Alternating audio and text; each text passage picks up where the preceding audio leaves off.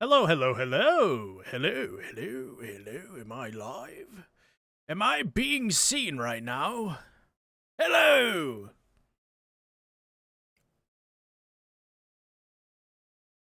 How's everyone doing?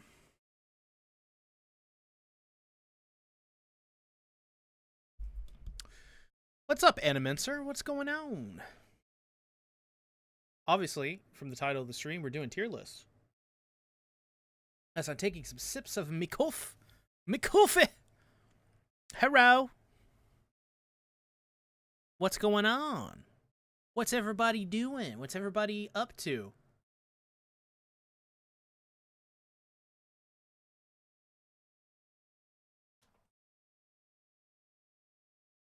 You're gonna have a heart attack? Wait, what is that?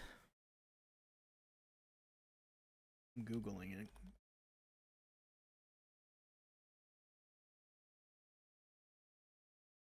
It's a cue sport played on a rectangular... Wait, it's just... Is it billiards?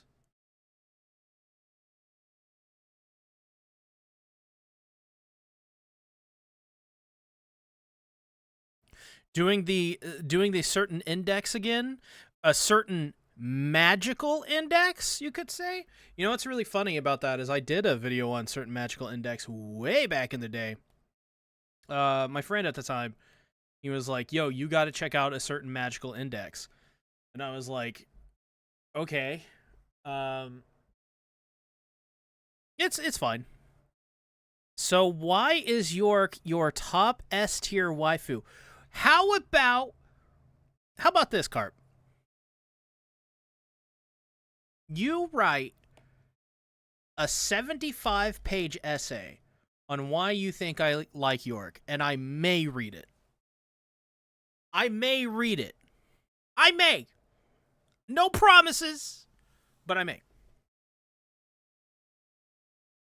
In principle, what's it really about, though? What do you do in it?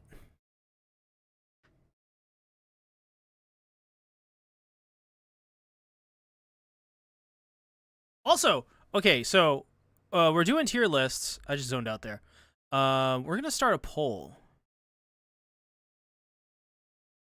So, since you guys are early, what are the tier lists you want to see me do first? This is just for the first tier list. From there, we'll just take suggestions or whatever. But let's say like give like 3. Let's get like 3 ideas for tier lists. How about that? And then we'll start with whichever one gets the most vote. We'll put it into a poll.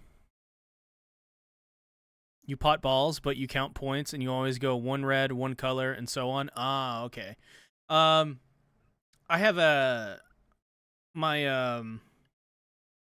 there's the rich part of my family, and believe me, I wish I were rich. I'm on that content creator salary. They have like this billiard table. It's like they even like they have like a thing that goes over it so they can use it as a dining table as well. Like it's crazy. It's super duper heavy. Apparently they got it used for like quote unquote cheap. I don't know how much that is. I don't know how those tables, like how much they cost, but let me tell you, it was really nice. It was really nice. I have seen his York Shrine. He has it bad. I don't have a York Shrine! Chainsaw Man waifu tier list? Okay. We'll put one in there for Chainsaw Man. What other tier lists do you want to see me potentially start off with? It's a 12-foot table with smaller balls and pockets than your pool tables. Ah, okay. So it did look a little different when I looked at the picture, though. I will say that. But so it's a totally different kind of vibe, I guess. That's pretty cool. Pretty cool. One Piece arcs, your top female anime characters, not necessarily waifus. Carp, I wonder why you would ask that. SSS tier, Yubel. Yubel the Mage. God, it was funny. Last night I was in my Discord server, stayed up way too late. We were like just making fun of a bunch of anime figures. And there was some Frieren ones that were really funny. There was 3 of them, and then like it was Frieren and Stark. And they were like I don't know, they were like kneeling down. They were like sitting on their knees or whatever, and they had like the classic like Frieren face. Both Stark and Frieren did. And then Fern's figure was her pouting. So the funny thing was like, oh, I get it. It's the joke of like if you buy all 3 of these figures, like the whole joke of the story of these figures is Fern is really pissed off at Frieren and Stark. And Frieren and Stark are feeling bad about it because they made Fern mad. It's just, I love Frieren. It has so much character. They all the main cast is so good. Because York, I'm gonna run away. I'm never coming back. JJK tier list as to why Mahoraga is the GOAT. That is a very specific statement. Is Mahoraga the GOAT? Or is it Miwa? Okay, here we go. Showdown time, okay? We a 3-way, right? One could say. Mahoraga versus Miwa versus Kobeni. Who wins? Oh, we're going to throw in Pomni from the Digital Circus, and we're also going to throw in Shiori Urashino from Marriage Toxin. So it's going to be a 5-way. It's going to be a gauntlet. What about the general shonen tier list? I haven't seen all the general shonen. But we're gonna go with just the first 3. So the first 3 is okay. Poll Chainsaw Man waifu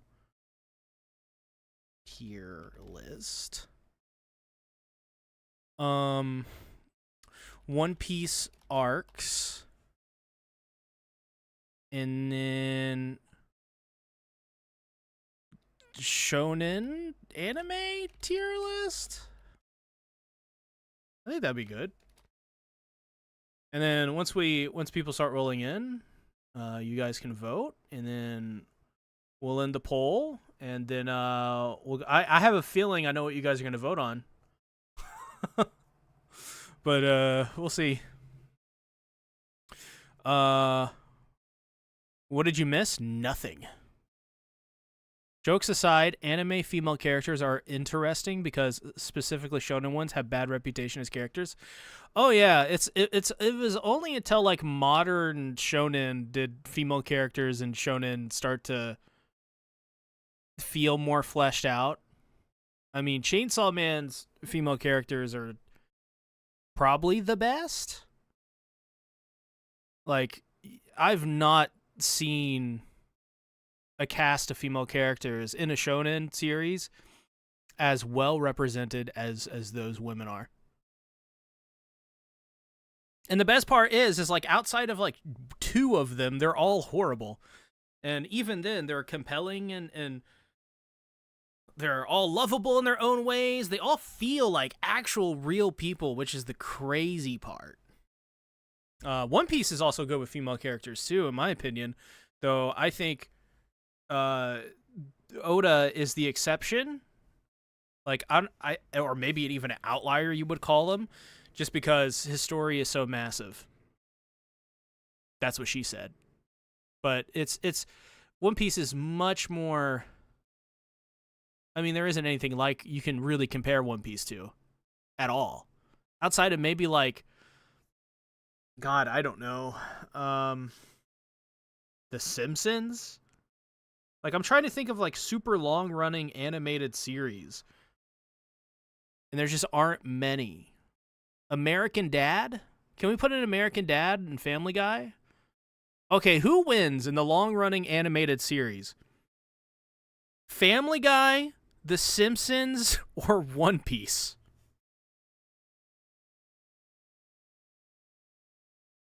I expect people to kill each other over that one.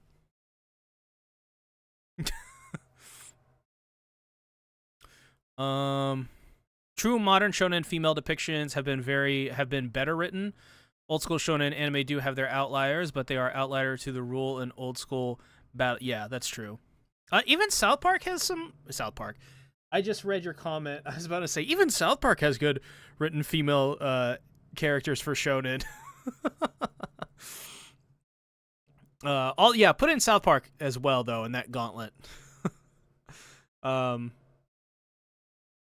But yeah, I would I forgot what I was gonna say. I don't I failed.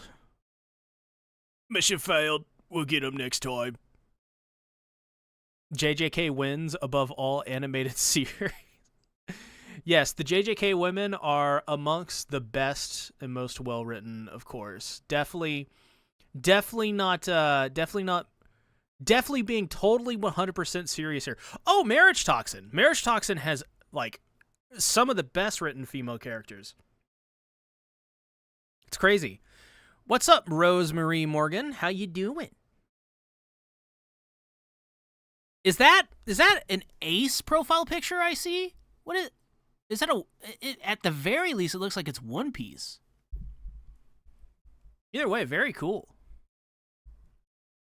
But yes, if we're like in Upside Down world where we just didn't read a lot, it would be very funny if we all just like it was a normal thing to just say things like, "Oh yeah, Bleach had the best female characters in anime."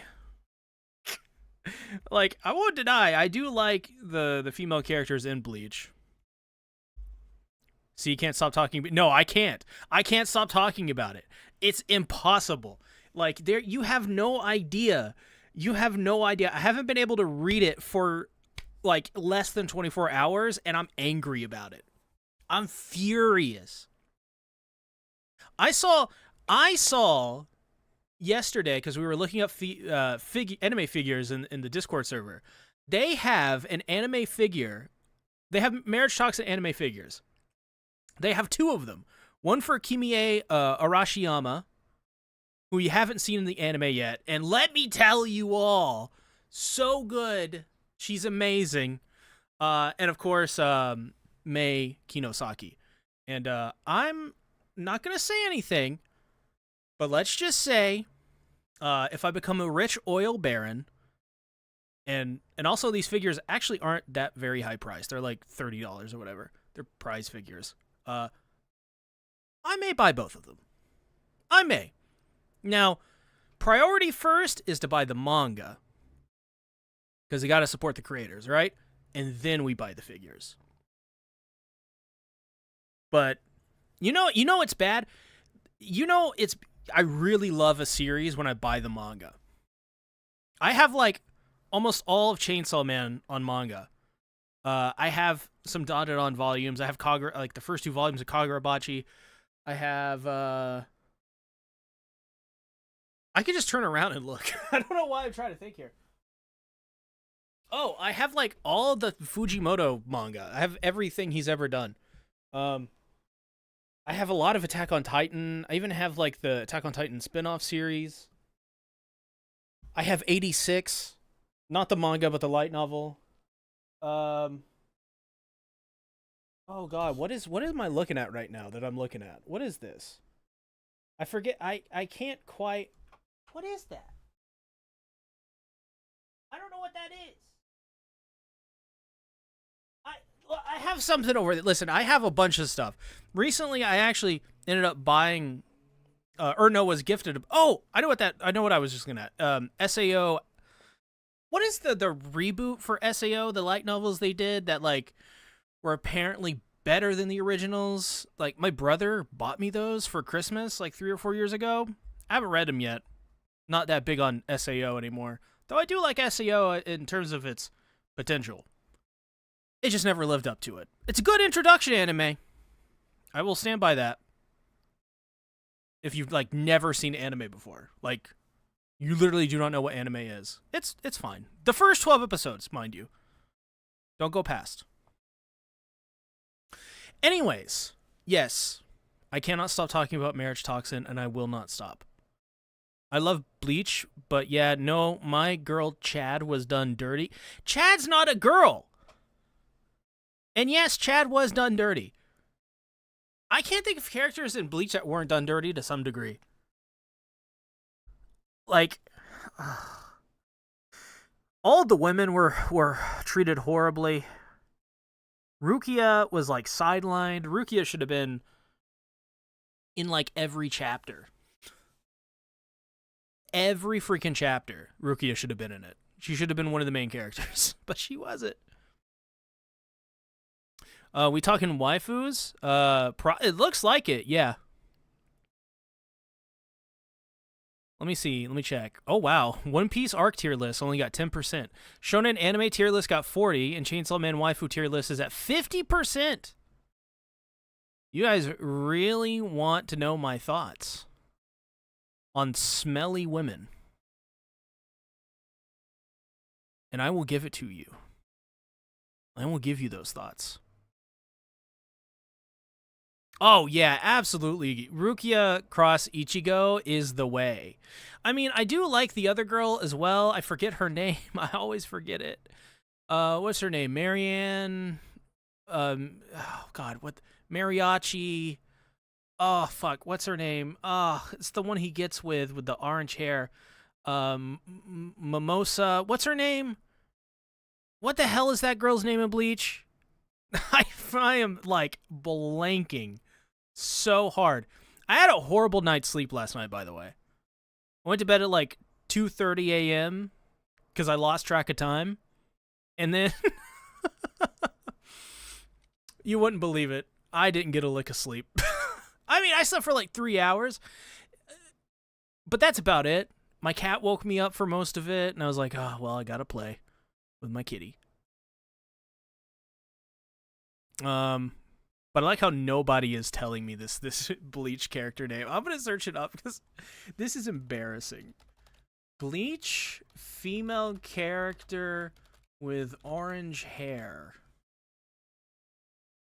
Not Rangiku, but Rangiku is pretty great. Orihime.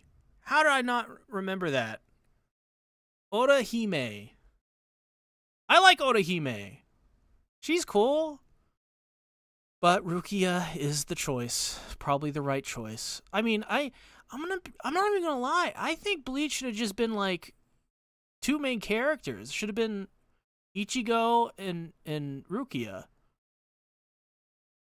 I remember Bleach and Rukia and Orihime should have played a bigger role in the story. Orihime is the orang hair. Damn, my horrible I like how that's the through line with some of the things you say is like, oh, my spelling's horrid. Okay, let's end the poll. Wow! You dirty dogs. Alright. How do I do this again? This? Okay, there we go. Oh god, how am I... Okay, I gotta get my chibi in there. No, it's not exactly needed. Okay, I think I found the perfect placement for my chibi. And right there. You'll be able to see everything. Nothing is obstructed. Oh, no, wait, better. Sorry. There we go. Nothing is obstructed. Not a single thing. All things that are important are now in view. Actually, hold up. I can make it better. Hold on. Hold on. I got this.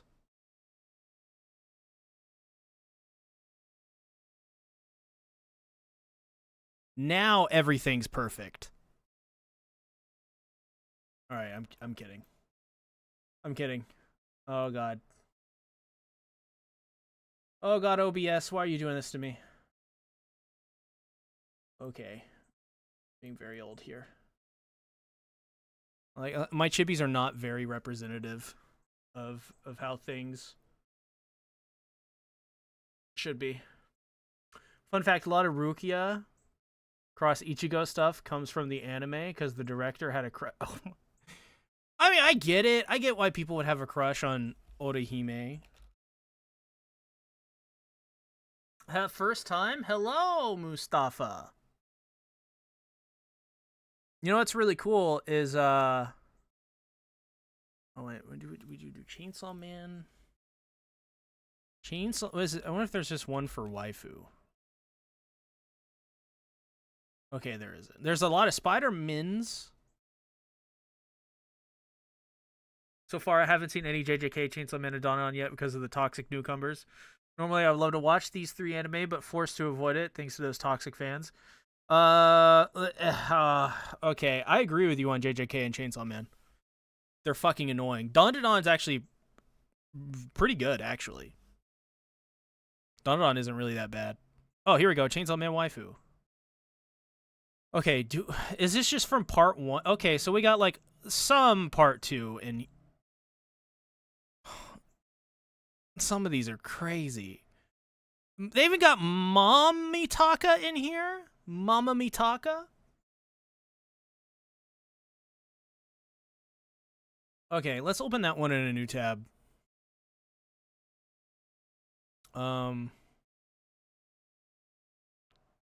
Let's see if we can find one that's like better.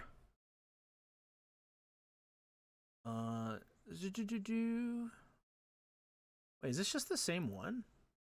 It is. What the hell? I don't remember how this site works. It's been a minute since I've been on it. Chainsaw Man Girls, anime and manga. Here we go. Okay, this is just the best one we're gonna get, probably. Where's Fumiko? That's true. I guess we could put in our own. Or I could just keep looking, I guess. Or I just put in Chainsaw Man. What? What was waifu? Probably should have went with that first. Chainsaw Man waifus. Okay, what do we got here? Okay, just not a lot. Chainsaw Man girls. Okay, no.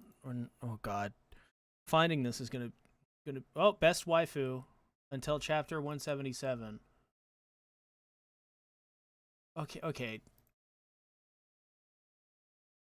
I feel like I could make like a really good one. And part of me wants to. Oh well, I guess we're just gonna go with this one. No, he had a crush on Rukia, which I mean, who can blame him? Well, yeah, that's true. Rukia's a tomboy. I give Don a chance. I have heard great things about it. Damn, all that talk about Bleach makes me want to rewatch it. It's a fun rewatch. Donodon's pretty good. I like Donodon. It's very fun. So, okay. We have... Let's start with the really meme ones first. Let's find the meme ones. Worm Devil, right? Worm Devil, right? Can we add stuff? Actually, hold on. Can we edit this? Oh, this is by DJ Miles? Hell no. We're not doing anything by DJ Miles. Screw that guy. Chainsaw Man. Oh, here we go. Here's one with a lot of characters. I guess we're just going to do just characters. You're getting 2 for 1. This probably has a lot more. Okay, this one isn't by the weirdo. I don't know what this one is. If you want, you can start another poll, and I'll search the tier list for you in advance. That would be very helpful in the future. But I don't know what the hell this one is. I can't even, for the life of me, see it. Is this the Blood Devil? Who is this DJ Miles? Ugh, trust me, you do not want to know. You do not want to know. I think that's the Blood Fiend. That's the Devils. Okay, so Blood Fiend is cool. You know, we're not gonna do the Devils. This is all very discombobulated. Let's start with, I guess... Oh, the Nail Fiend. This is a character from part 2. The Nail Fiend is a dude. He's pretty cool. I remember when he showed up, everybody was like, "Justice for Nobara." It was really funny. Which is like kind of where I started the whole joke, which was Gege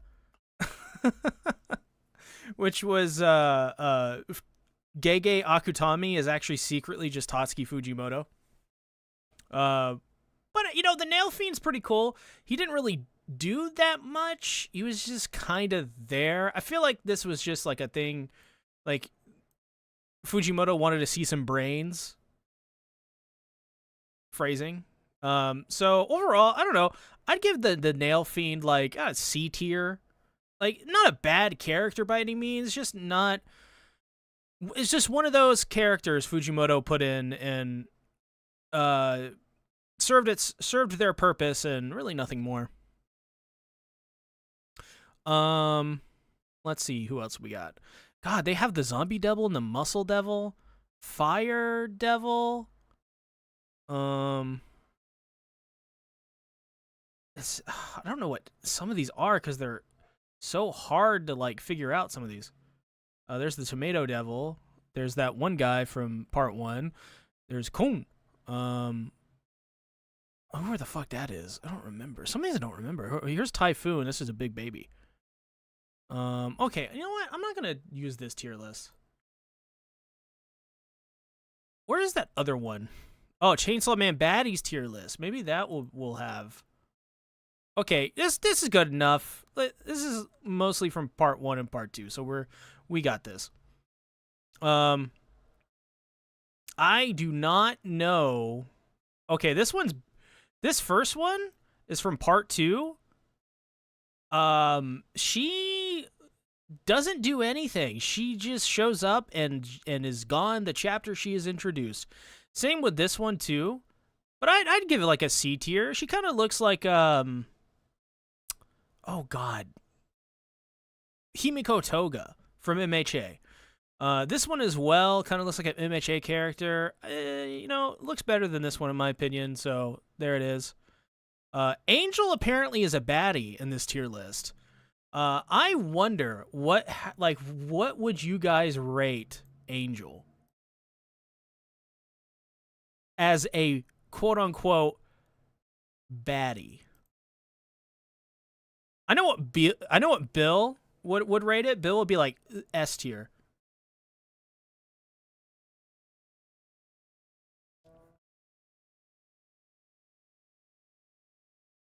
What are we thinking? As I drink water.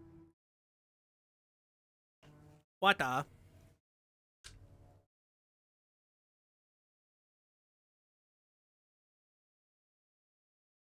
Yes, femboy representation. At least A. You know me so well. At least A. Okay, so we got an A. I mean, I know what I would rate Angel. If you have heard any of my marriage toxin takes, you would know. You know what? I'm gonna say I agree with you guys. I think A for Angel. Also, I for crackable 100% fine shit. Please, what are this? So Gooner, I love it. All right, next up we have. How do I introduce this character? Death. We have the Death Devil. She's basically part 2's version of. She's part 2's Kobeni, pretty much. She's just like a very shy, meek, antisocial girl. She's very cool. I actually really like this character quite a bit and their ability.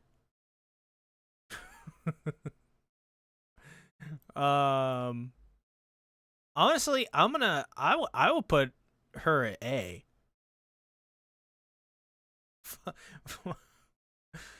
That's where I would put her. What would you guys put her at? For those who have read part 2. Like, she's super adorable. She's like she's literally Kobeni, but like more of like a cat. than Kobeni is. Kobeni's not really like a cat. She's just kind of like this spaz. But the Death Devil here is, to me, just like very cattish, and that makes her very charming. Like there's a chapter where she's sleeping on the floor in a school, like just the hard floor, and it's crazy. It's insane. A is good. Okay. Speaking of Kobeni, I guess we could do Kobeni next. Kobeni is S tier. just because I think that if Kobeni were to watch this stream and she were to like, this would be funny in a way, because she would be like both flattered and at the same time she'd freak out. She wouldn't know how to react to it, I guess. And that's what makes Kobeni great, is she's just insane. She's crazy. So I think S tier.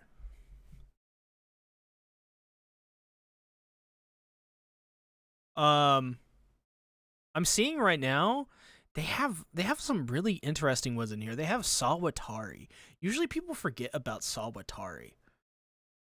I think Sawatari is like B. Like she's pretty nice. She's definitely like a tomboy, so she fits that. Also, I think the really nice detail is you can see her roots, so you know she bleaches her hair. We now need Kobeni's car. Dude, that entire chat, I think that's in the next season of Chainsaw Man. Kobeni know how to play DDR and how to make an amazing burger, and that's also true. Kobeni is really good at Dance Dance Revolution and knows how to make a hambaba. So S tier, just for that. Honestly. I mean, if we're going based on like who can cook food, she probably is going to be S tier. Because there's not many women in Chainsaw Man that really know how to cook. Sawatari though, Sawatari is like really cool. She shows up and she kind of just dies, but she's got a salmon colored hoodie. I guess that's her charm, and the fact she's evil and kills people and is a part of some organization. People are going to freak out about Kobeni's car. I'm telling you. People are going to go crazy. Let's see. What else do we have here? We have the other Blood Fiend that isn't Power. This is one of Quan Chi's harem. It turns out, honestly, she's one of the more, like, strangely attractive devils in Chainsaw Man. Like, she just, like, strangely just looks like a main character, almost, with her design. And it always just made me laugh how Fujimoto just was like, yeah, we're gonna make Quan Chi's harem just totally look like main characters in their own right. I put her a B, though. I put her above Sawatari. No, I put Sawatari above her. I like Sawatari. Oh, of course you see Himino. We gotta save the best for last. We can't do Himino first. Long is her name. Yeah, I forget all their names. The only one I remember is Cosmo. This girl has, I think, like a snake for hair. I like bees. What's up? Is that a Halo reference? I like bees. For her, I mean, I think I would put all of Quan Chi's harem in B if we're rating the Chainsaw Man female characters in this list. But I would put Cosmo. I really selfishly want to do S tier because literally all Cosmo says, this is her dialogue. Halloween. That's it. She just says Halloween. So she's great based on that alone. Also, she has hearts, like heart pupils. And she's missing half of her skull. And she has a brain ribbon, which probably contributes to the fact that she can only say Halloween. Also, her outfit is just, it gets me every time. Where I'm like, that is just Fujimoto just, I don't know. I don't know. Sometimes when Fujimoto designs a character, I just giggle. And what's really funny is I feel like his funny character designs are mostly in part 1. Part 2 usually has more of the more serious designs. Nah, it's just, bees. Ah, okay. There's like a Halo thing. I think it's called I Love Bees or something like that. It's like really big. It's an interesting video if you haven't read about it or watched a video about it. So yeah, definitely Cosmo is A for me for talking about Quan Chi's harem. Now, where's Quan Chi? Is Quan Chi on this list? Why would you put in Quan Chi's harem but not put in Quan Chi? I'm just like, it just confuses me. Why are we not, like, where's Quan Chi? I'll add her in. Can I choose a file here?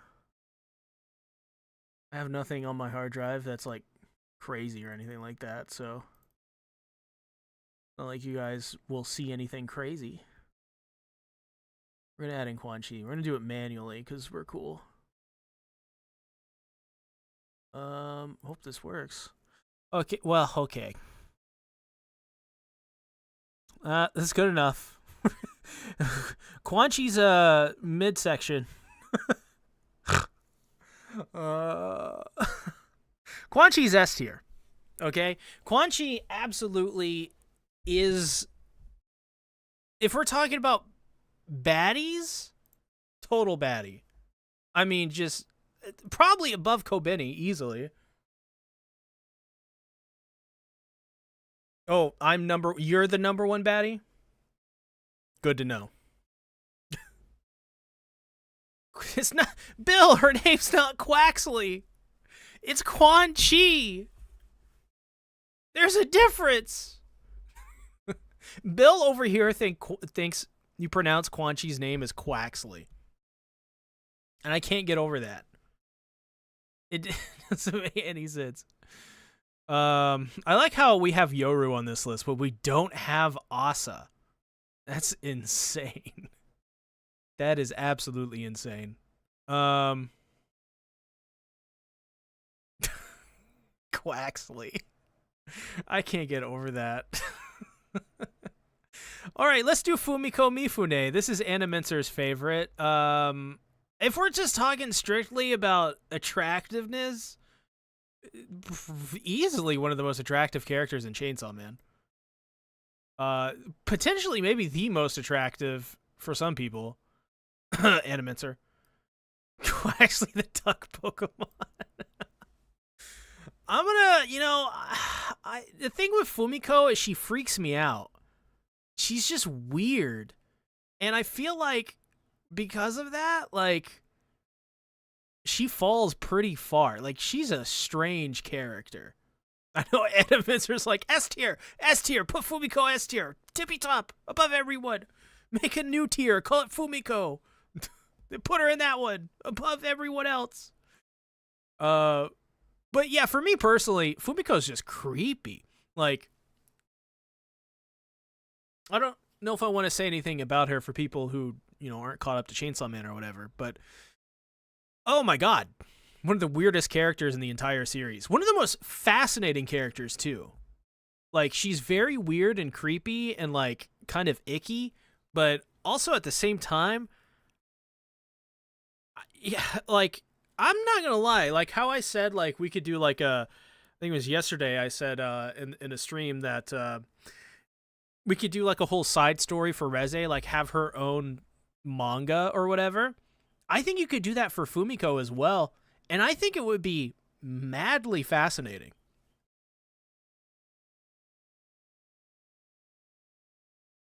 F tier for Fumiko. Anna Mincer would kill you. Okay, let's see what else I have, like, in my characters that aren't listed here. Well, we got to put in Asa. Because, Asa. Asa also have the perfect picture for Asa. It's obviously that one. Everyone loves that one. Let's see what else. Let's see. Do we have Fami? Yeah, we do have Fami. Oh, we have Falling. I like how my files for, like, I have all of my images sorted for Chainsaw Man into like folders with the name of the characters, and I like how Cosmo is simply just called Halloween. So there's that. I was about to add Nayuta, and I was like, Nayuta is a child. Let's see, Power's in there, Quan Chi, Reze. Do we have Yuko in here? I don't think we have Yuko. Let's put in Yuko. This will be a perfect image for Yuko. Here, take this. It's an L. Oh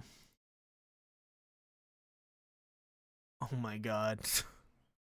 Oh, I think that's it. I think every character is added in. The crackable tier, yeah. Listen. If you, what we could change these to is C for cookie, B for beautiful. Misspelled that. A for awesome. S for super. There you go. That's it. And D for duck.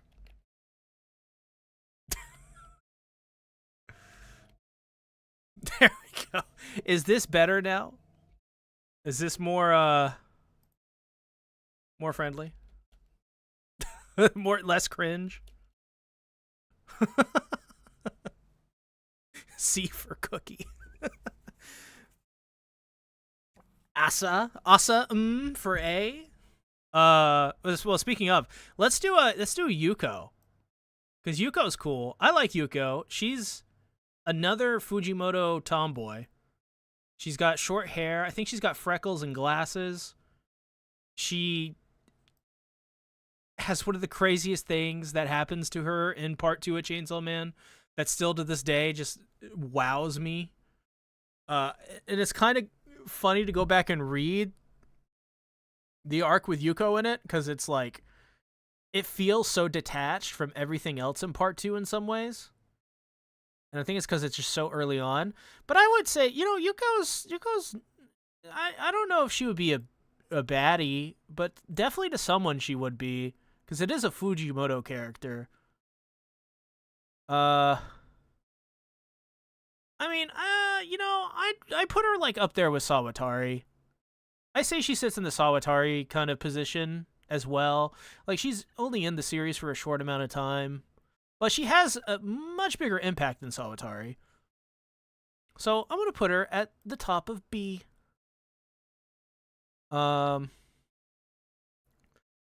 D for Divergent Sila Divine General Mahoraga. Oh my god. Is everyone bringing up Mahoraga? Why is everyone bringing up Mahoraga? What are we doing? The Falling Devil. Let's do Tendo next. Tendo is like the tall, also tomboy, who's definitely a baddie. I'm going to say it. I think S tier for Tendo. Tendo's great. I don't know. What do you guys think about Tendo? She's not really in the series that long, but she, like, surprisingly has, like, a bigger role than you'd expect if you go back and look at all of throughout the series and what she did in part 1. Mahoraga is the aura goat. Oh, good God. What does that even mean? Nintendo?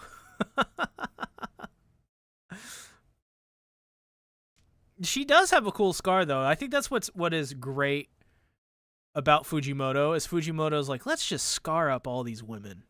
And men. Like, Fujimoto digs human beings with scars. Maybe more top of A tier. I will say this. I will say I will okay. I will relent. Personally, I will say S tier. But I'll meet in the middle and say top of A tier. Because definitely above Angel. Because if you smashed Angel, you die. Or you will get close to death. Or if you're a one-pump chump, you're good. You're good to go. Now we can go to the Falling Devil. People go wild over the Falling Devil. I'm pretty sure you guys are going to say S tier for the Falling Devil. I have not, like, I'm apparently the only one that looks at the Falling Devil and goes, yeah, I'm good in terms of, like, jumping to the baddie conclusions here. Like, I'm good on that. I'm not exactly attracted to Chef Demon. But Chef Demon with sever head that is somehow constantly bleeding. See, look, Bill's like immediately just like S tier. Carp's okay, so me and Carp are sane. Everyone else here is probably gonna say S tier. And the thing is people like, man, she thick though. She got really big boobs. And I'm like, no, she doesn't. That's not her boobs. That's her elbows. Just to make it look like she has big boobs. I mean, she does. Her body does have big boobs. Don't get me wrong. It's just what you're looking at on the screen right now. That's elbows. She will cook a really nice meal. She also has the potential to cook up your nightmares and feed them to you. Falling is a Doulahan, by the way. What was a Doulahan again? But that was just headless, right? Isn't that like the headless horseman or whatever? Oh, wait. No. I remember there was a Doulahan.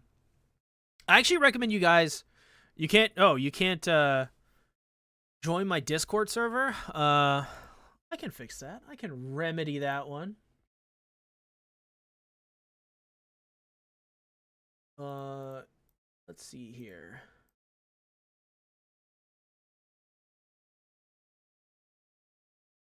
Paste. There you go. Doulahan is the headless rider. Yeah. There's this great anime. It's called Interviews with Monster Girls. I haven't seen it in a long time. It's not like the greatest thing you'll ever see, so I'm not recommending it because it's like the greatest quality of all time. Like, it's not anything deep. It's just a really quirky, like, comedy about a teacher who literally interviews his monster girl students. And it's kind of like, the idea is like, what do like all of these monster girls go through? It says unable to accept. That is really funny because someone clicked the link to join. Like already. So I don't know how you're not able to join.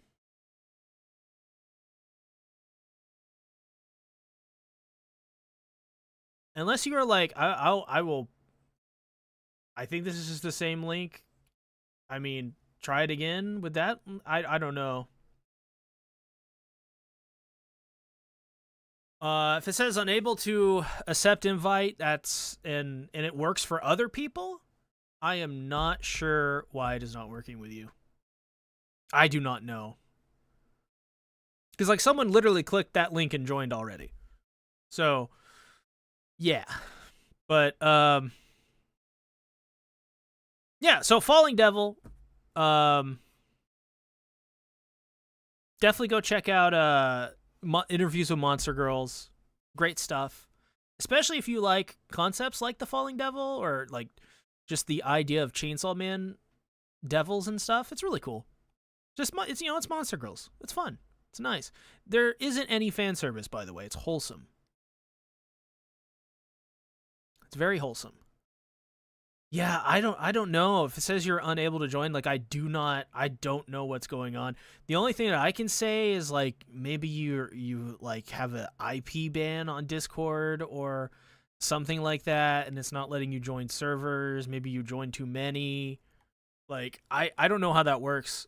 I some like I get that message to from a lot of people where they're like, "Oh, I'm unable to join the server," and I'm like, I do not know. Like I do not know how to fix that. Like for other people, like it's working. So yes, do you have a Discord? You do have to have a Discord account. Um, but now let's move on to Santa Claus, aka Sweater Claus. S.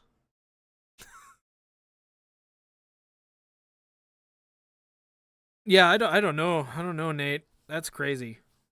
I don't know why. Don't know. Couldn't say.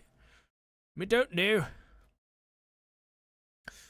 But Santa Claus, I like women in sweaters. I also think Santa Claus is actually like one of the cooler, more forgotten villains or like devils in part one of Chainsaw Man. She's really cool. I've recently reread the International Assassins arc, and I was like, man, she's great. She's overshadowed by Quan Chi, but still really great. Very underrated. Nobody ever talks about her. I don't ever hear anyone mention anything. But if we're talking about baddies, I mean, she's definitely a baddie. That is for sure. Like 100%. But I mean, what do you guys think about Santa Claus? Because nobody ever talks about her. So, like, what are your thoughts? Ugh, stretching. Oh, stretching is good. Um, let's see. We got what? 7 characters left. We got awesome. Or I guess we'll kind of order these in the way people would want to see them. I suppose.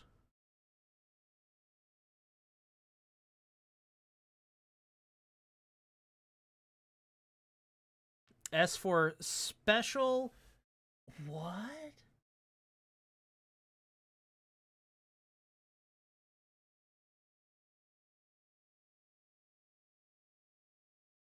I can't read any of that, but I'm gonna take your word for it. Top 9 longest word in the world, by the way. How do you know that? Well, okay, because you like bees, and when you mean by bees, what you mean is spelling bees.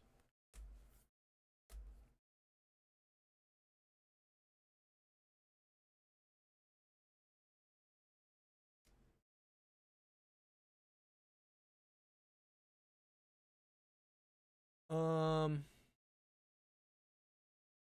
Okay. S for Sanji? No, no Sanji. I like how nobody has anything to say about Santa Claus. Well, Bill has something to say. Okay, well, good for Bill. He's the only one, and it's just Santa Claus scares me. Which, yeah, I say that's pretty accurate for pretty much all of these characters in some way.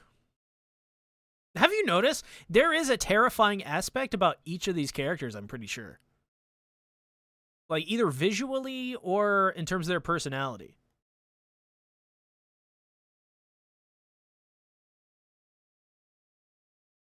Santa Claus. Uh, yeah, nobody remembers her. Everybody forgets her. It's sad. Power. Okay, so this is gonna. I have to be careful with what I say here, because if I say one wrong thing, people are gonna say I like smelly women, which is not true. I like women who take baths. It's my favorite thing about human beings is we've learned how to take baths. And I know Fujimoto is a psychopath who doesn't care for baths. I do. But what do we think about Power? Where does Power go? Everyone loves Power. Here's the thing. Power is like one of the weirdest characters where Power is canonically racist and still people were like, yo, we need more power. Like even when we got basically power in every chapter, even then people were like, why wasn't there more power? Like power does something for people in the weirdest way. And I'm going to be honest. I don't think I've ever seen a true, genuine, like, psychotic power fan in the wild. And I don't know what they look like. And that's because I think it's because I take showers and I'm sane. So I don't think they come near me. So I don't know.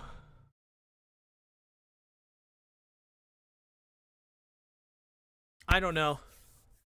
What do you guys think? I mean, I think Power is at least an A. In terms of just, like, physical attractiveness, once again, one of the most attractive characters in the entire series. But beyond that, I mean, she's racist. She literally smells like shit, canonically. Does not take showers and smells awful. She has incredibly sharp teeth. She doesn't eat vegetables, so she's gonna die of colorectal cancer. Power is a caricature of a character. That's why people love her. They don't take her seriously. Yeah, I guess so. She's like anime's version of like how people treat Donald Trump. He's not gonna do anything. It's the same thing. Oh, Power. Is whatever. Just Power. And I guess it also helps that Power is kind of not just kinda. Cowardly is Power's non-existent last name. She is she's basically a cat. Just like a stray cat. That is literally Power. Did you know that Tatsuki Fujimoto based Power off of Eric Cartman from South Park? Which if you know anything about Eric Cartman, that is on point. She's basically hot Eric Cartman. I'm going to put her below Fumiko. No, I'm going to put her above Fumiko, because at least, like, I don't know. The Power's charming when she's, like, when she, like, shows that little bit of humanity. Whereas Fumiko, I don't think even has an ounce of humanity. Whereas Power, I mean, she's a devil. Well, she's a fiend, but she's basically a devil. She's the blood devil, so she laughs at people's misery.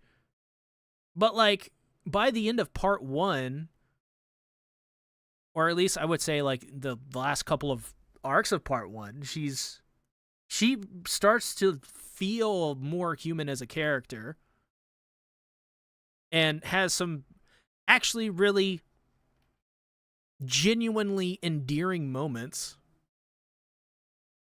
I don't know. I say above Fumiko, below Cosmo. Because Cosmo still has the brain ribbon, so brain ribbon is better. S tier for smelly stinky? No! Power says what she thinks, Fumiko doesn't, and that's scary. That's true. You know what? I can understand why Power would be above Fumiko. God, just the more I think about Fumiko, the more she scares the fuck out of me.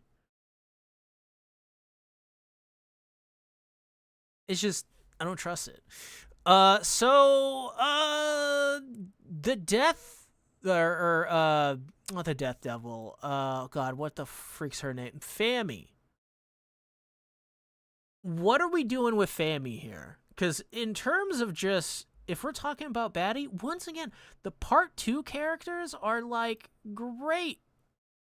In terms of how they look. Oh, I see a bunch of hearts in the chat. People love Fami. Fami's awesome. I love Fami's personality. Yeah, Lil D. Lil D is the other name for her. Canonically, literally her name, they call her Little D.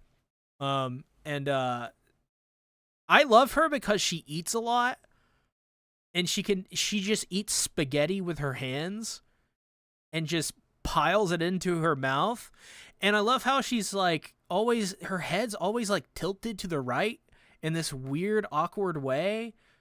And the way she like runs is like her arms are like straight by her side. Like it looks like she's trying to like hold down her skirt, but her skirt's like really long. So it's like even if she was running like, which by the way, one of the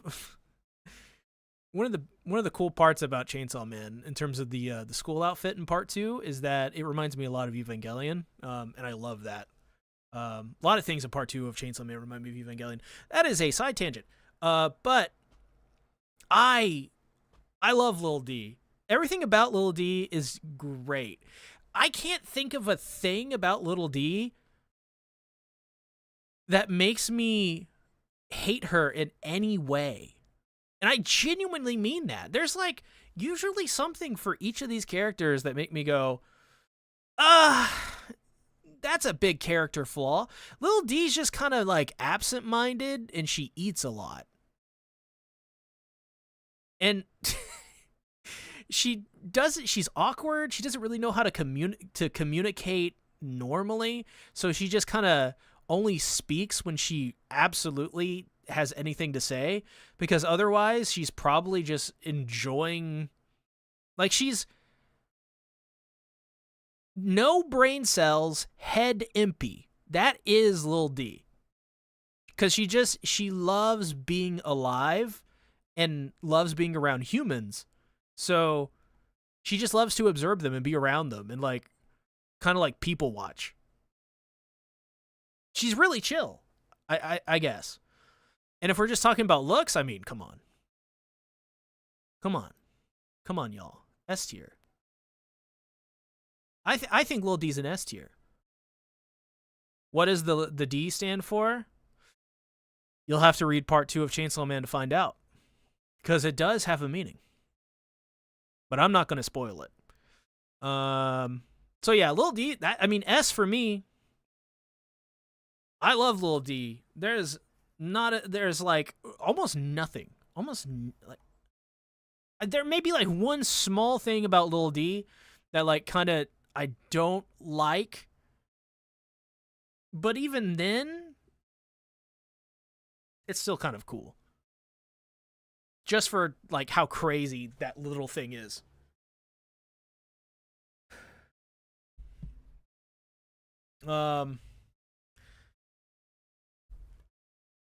Also, there's this meme of Lil D, and I want to find it. I do not know where it is, but it's one of the craziest memes.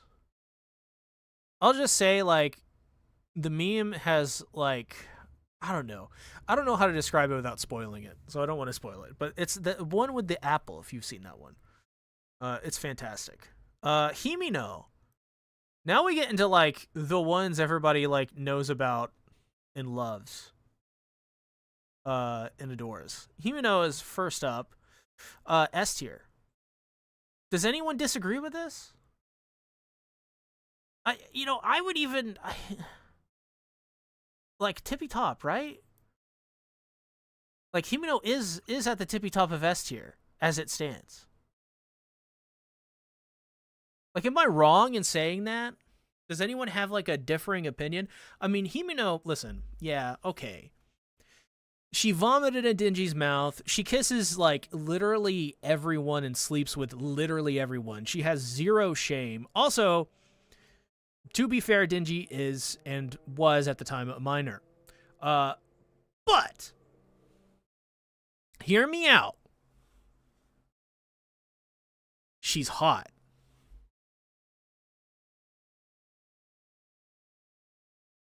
You see what I'm saying? See what I'm saying? We're talking about baddies, right? I mean, I agree, Carp. She's a danger to society, and she should have not done any of that. But, Carp, I can fix her. I can. I swear to God I can. You give me a shot, I will do it. I will take that bullet. She will be a danger to society no more. She will go to rehab. She will go to therapy. It'll be great. Himeno, like her liver will make a full recovery. Carp, you don't know this, Carp. I can. I can fix her. I can fix Himeno. I'm telling you. Listen, you just don't get it. I can do it. I can do this. I was born for this job, okay?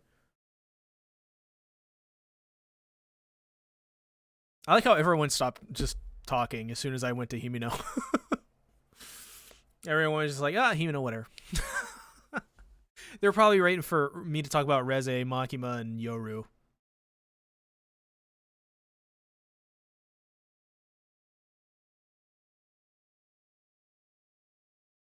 Listen, it's not if I can. I can, okay? No, Animenser. I can fix Himeno, not you. I can. I'm the only one. And I have a full game plan. I got it written down. Like, I'll have a full graph. I'll like I'm telling you, dude. I'm telling you. Himeno will be fixed within a year. She will not be drinking alcohol or smoking anymore. No vomiting. No more. She will never vomit again unless she eats too much, in which she would regurgitate, which is different from vomiting. You cannot fix Fumiko. You cannot. I'm telling you right now.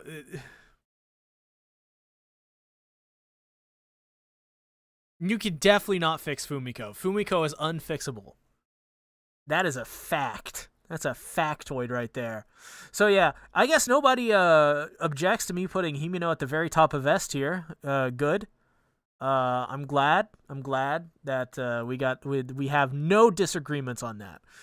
Reze, S tier, below Himeno, maybe even above.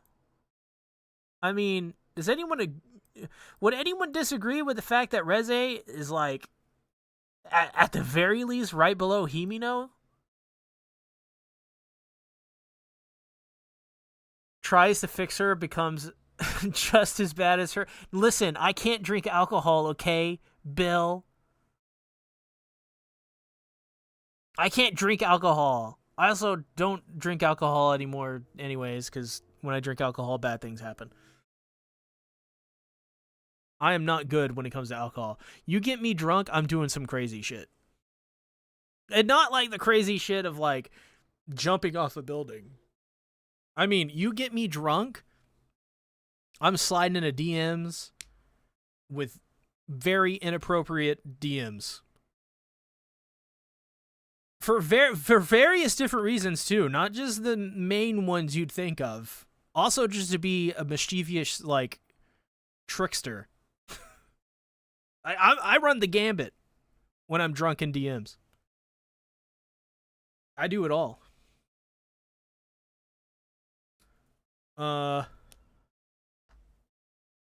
No, Carp, you can't object. I love Reze, and I really wish we had more of her, and I was hoping she would blah, blah, blah, blah, blah, blah, blah, blah, blah, blah. Not going to read the rest of that, just, for spoiler purposes, but I hear ya. Reze's great. I mean, if we're talking about just, baddies in general, I mean, dude, she's a manic pixie dream girl, but like the ultimate manic pixie dream girl. I like to call her the manic pixie boom girl. Sees Riz, turns on when I'm drunk. Listen. I think I get negative Riz when I'm drunk. I think I just become a bumbling mess that's like entertaining more than anything. Because the second part to that statement with me getting drunk and running the gambit in people's DMs is that I usually have to apologize the next day. So that's the other part.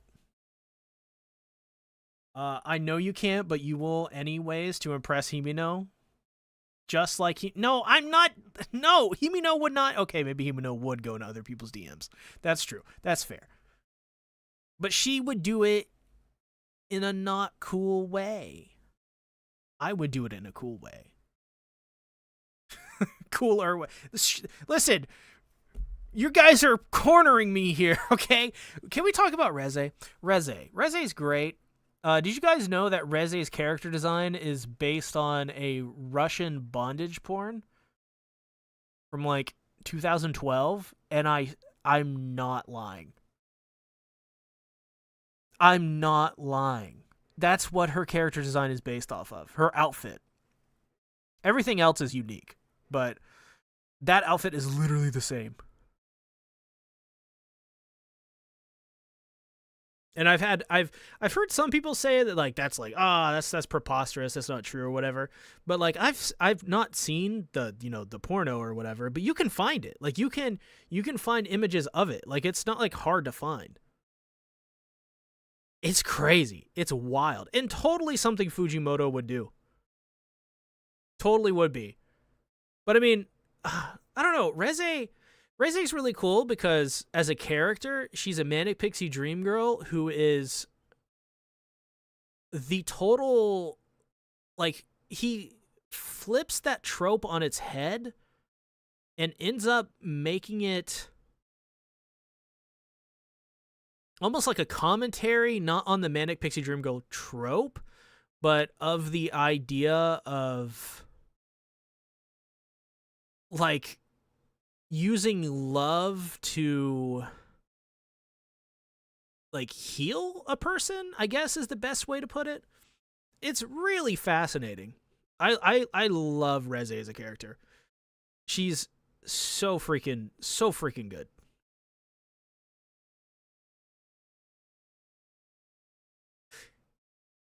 I'm gonna fight Carp. I'm gonna fight him. He's gonna be fought in the streets. But also, just like I don't know, Reze's great. Like the whole idea of her being like a Russian spy, and also being a Russian weapon is so cool. Not like fun, like I'm not saying like, oh, I want to be a Russian weapon too. I mean more of like, it's just an interesting aspect of her character that makes her so much more sympathetic. And I think the more sympathy you feel for Reze, the better, because the point of the Manic Pixie Dream Girl is for the Manic Pixie Dream Girl to feel sympathy for you and take you on an adventure and basically do everything for you. Basically almost like a mother kind of thing. Like mothers you through the world and like holds your hand while doing it and guides you and teaches you all these things. And it's really not like a good trope in terms of like making a good character. But the reason why it works for Reze is because by the end of her arc, you're like, damn. Sure, yeah, I feel bad for Denji, but goddamn, Reze had it like really bad. And it's so like her character is a tragedy just as much as like Denji's is. And it's really fascinating because in my mind there's only like two characters that Denji realistically in Chainsaw Man would be good with, and that's Reze and Asa. No one else. Everyone else is horrible for him. And I think both are equally good. Like both Reze and Asa are very supportive. And they have like their souls are intact. Whereas all the other characters are evil in some way, or crazy, or awful human beings, or have some insane character flaw that makes them insanely unattractive.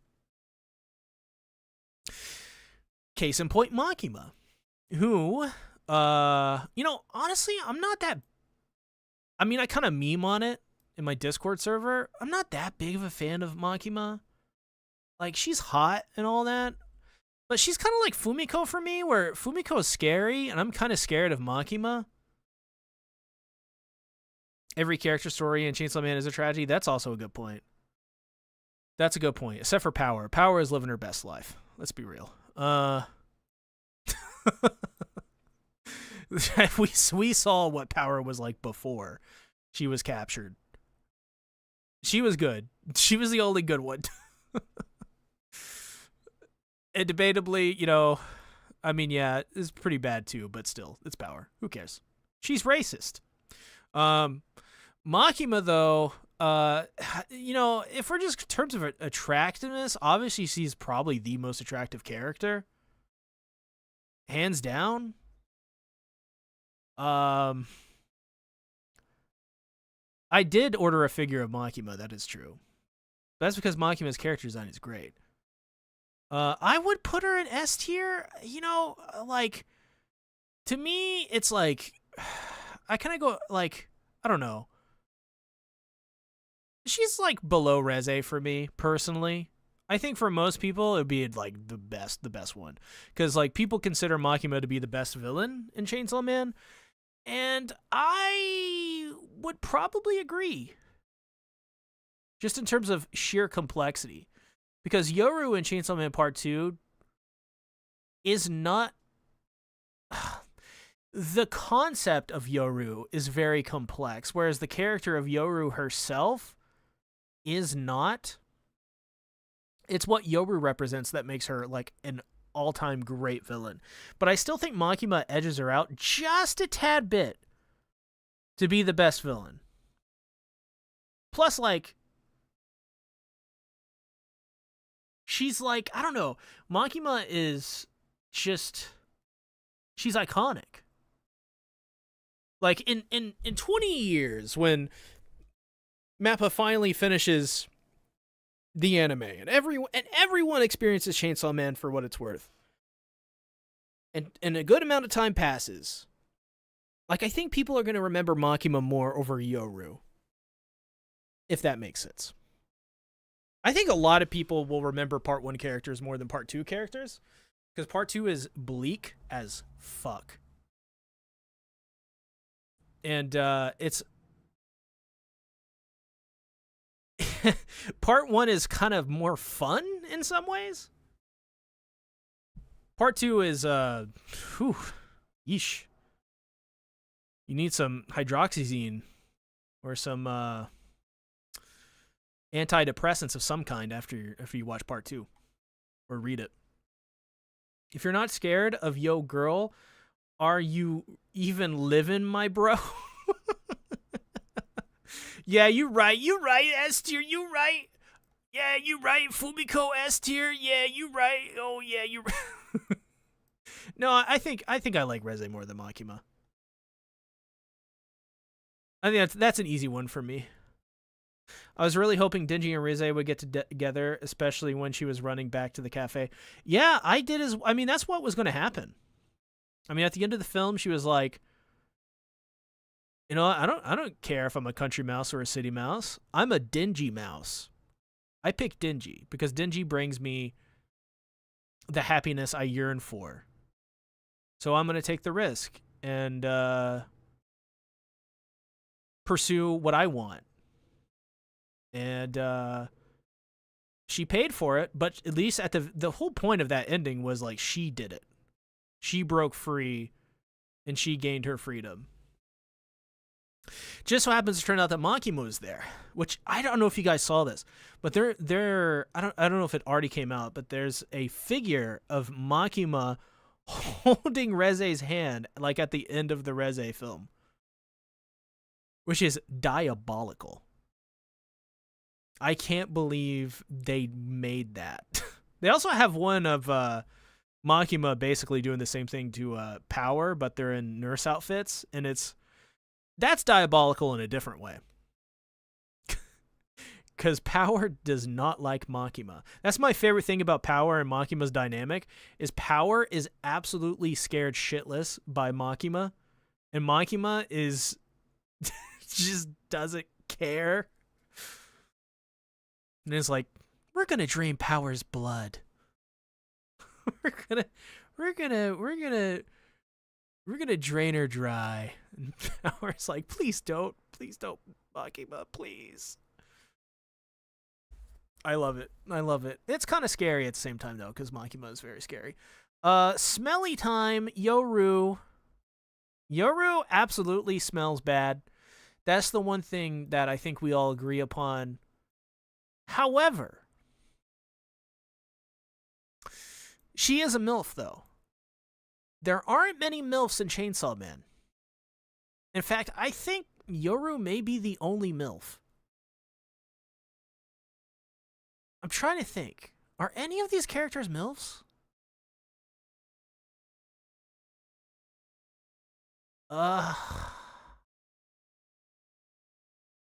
No. I don't think any of these characters are mothers. Only Yoru.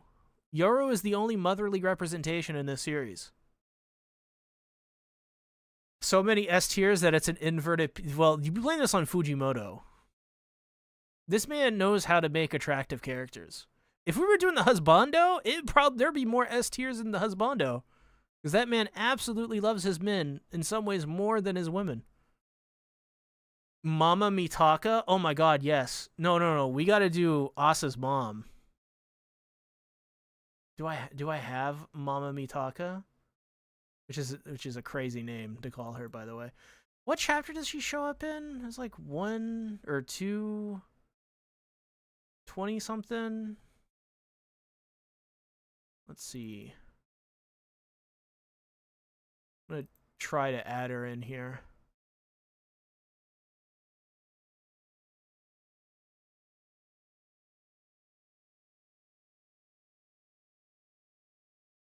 God, where is she?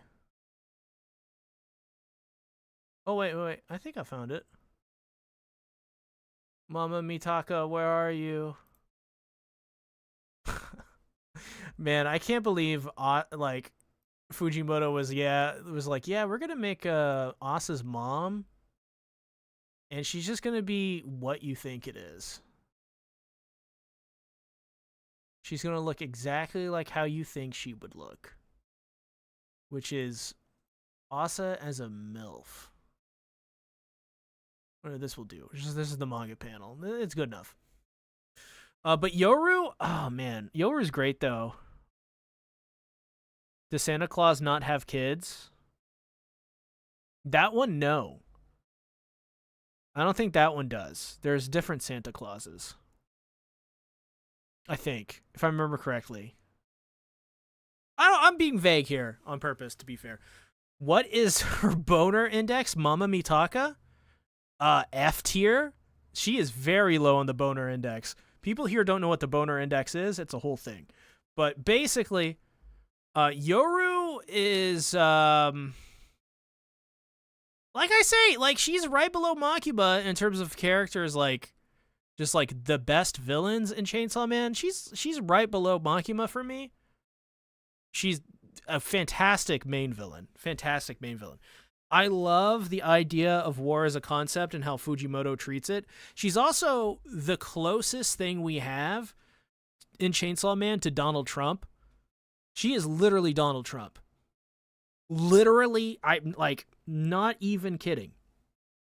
And like how she's Donald Trump, she's also like basically every authoritarian fascist ever. She's more or less the concept of fascism in a character. Through the concept of war. So it's not just Donald Trump, but I mean, there's several points in Chainsaw Man Part 2 near the end where Yoru, it's very clear Fujimoto is saying something about America and imperialism and authoritarianism and fascism and kakistocracy and all that stuff. And she's also a commentary on the nature of the military industrial complex and its machinations. At the same time, she's also the physical embodiment of Asa's the war inside of her head. The human nature in her that is chaotic, wild, and crazy, and animalistic. She kind of represents in many ways a lot of her frustrations Goon night, everybody. Oh my god. Yes, good night. I like peace. Um, Goon night, everybody. I don't know if that's if I don't know if that you were doing a joke there or not, but that's hilarious. But in terms of being a baddie, oh my god, Yoru's a total baddie. And for the people who like, but yeah, she's 17 though. Like, no. That's not a 17-year-old. Yoru is not a 17. No. Go read Yoru fight. Go watch the infamous arc where she says, "I love America," or like, "I am in love with America," or whatever. Go watch that. Go read that. And not 17-year-old. I'm sorry, just not. Just not. She's no. So yes, definitely S tier in terms of just attractiveness, easily. I don't think anyone would disagree with that. In terms of her personality, though, ew, D tier, F tier if I can make it. I mean, if I'm like, politically speaking, my political instincts would not allow me to like her at all. Like, I do not like Donald Trump, so I'm not gonna like Yoru. You know, it's one of those things. Now, Mama Mitaka, on the other hand. Yep. Above Makima. Not only was she trying to be and do her best as Asa's mother, at the same time, she a baddie, though. She's a MILF. She's the only other MILF in Chainsaw Man. Yoru and Mama Mitaka. And that's it. That's about all I know about her. Is what she did in Chainsaw Man Part 2 to protect Asa. And kind of what she did to all the sacrifices she made. And I think that's rad. I think she's a very complex character. And I think a lot of what makes Asa a very endearing person comes from Mama Mitaka's personality and the things that she taught her growing up and going through what they went through together. Very complicated relationship between the two of them, and I do not wish it on anybody. But she tried her best, and she's also a MILF, and she's a baddie. So S tier. I'm going to put her above Makima, because that's how I feel. Asa, on the other hand, I mean, literally just the same body as Yoru. So, duh. Yoru's got a cool scar. Asa, though, she's very autistic. She has trouble communicating her feelings. She has trouble just expressing really much of anything. She can barely speak most of the times. She trips all the fucking time. She's a girl failure in every sense of the word. She scores very high grades, so she's smart, but she just doesn't know how to express herself. S tier. And she's great. We love Asa. Asa's awesome.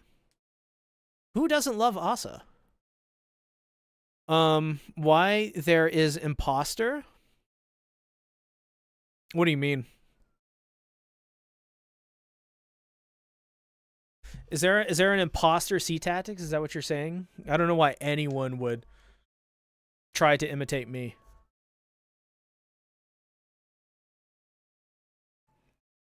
But yeah.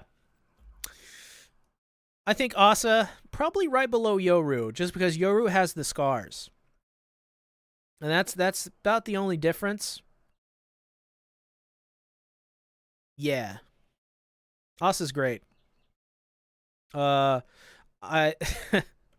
there's some like really funny Asa moments. Like for example, when Denji's like, I want sushi, and Asa's like, I don't want sushi. Sushi sucks. Denji's like, that's what I want. And then at the end of the chapter is her like mega pouting and frowning. It's so funny. Because like all Asa's trying to do is just save and protect Denji, and Denji's not having any of it. Because Denji's Denji. He doesn't have a brain. He just has a, I don't know, a boner, and that's it. He doesn't have a brain, he has a boner. Either for women or for food. There's no really in between there. What's some like other awesome moments that are hilarious? Because there's a couple. Asa's really funny. The date, the aquarium date with Denji is amazing. Especially where she's like, cell phone, and then she falls on her ass and breaks the phone. Oh, poor girl. Poor girl. Now I just feel bad for her. So yeah, I mean that's I think that's more or less how I would rate everyone. I think I may raise power higher. Maybe to the top of A. Can you make Chainsaw Man arc, but kind of obvious all arc in part 1 is straight up S? I wouldn't say all. I'd say probably every one of them past a certain point is S tier, though. I think like the first couple are more A tier for me, but yeah, I think that's it. I think that's how I would rate the waifus. But now we are going to go to do some One Piece ones, because that was also suggested, was One Piece. I think it was One Piece arcs. One Piece arcs. The ultimate One Piece filler arcs? There's one for One Piece filler filler marks. We're going to do all manga arcs. Oh, this one's good. This one's really freaking good. Who's this by? Vacant Loser? Shoutouts to you, man. Oh, these are also in order. Oh my god, dude, I love this. I love this. This is so much better than the last tier list. It's all in order, and it's great. This is fantastic. This has work put into it. I love. It's even color coded too, which is the best part. But I by the way, Astafufu, I will do a Chainsaw Man arc tier list if you guys really want that. But it'll be probably for a future live stream. I'm gonna do one more arc tier list after this. Well, I just finished. Welcome back, Mayan Frieder. I had just finished up the Chainsaw Man waifu one, or the baddies, I should say, because it's technically a baddies tier list. Tier list. So I have Himino at the very top, because Himino. Then Reze, then Mama Mitaka, then Makima, then Yoru, then Asa, then Quan Chi, then Kobeni, then Falling, then Santa Claus, then Lil D. So there you go. Pause and share. I'll even save this, and I will post it. I will post it on my Blue Sky account right now.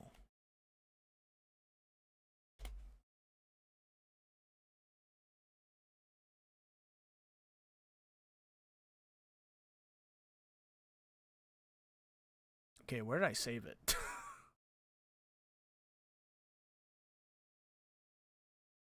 So if you want that, there you go, because I can't post images anywhere else, so. Chainsaw Man baddies tier list. Someone's giving me a phone call. I don't know who that is.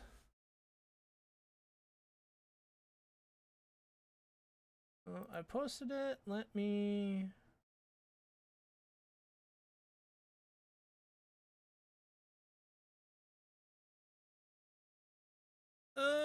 Okay. Here it is. Oh, that's the inspect block element. We don't want that. So there it is. If you want to download it and view it. So now we do One Piece. So for One Piece, I'm gonna try to zoom through this a little bit quicker because I'm. You can ask Carp. I can talk for years about One Piece, specifically on this topic. In fact, I think I've done this tier list before. Romance Dawn is very good. I will give it a B tier because it is. I like Romance Dawn quite a bit. Actually, I like a lot of the first. Everything up to like the East Blue arc, I love pretty much all of it.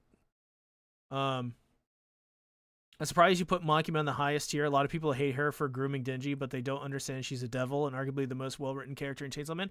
I mean, he literally Himeno's very top. So,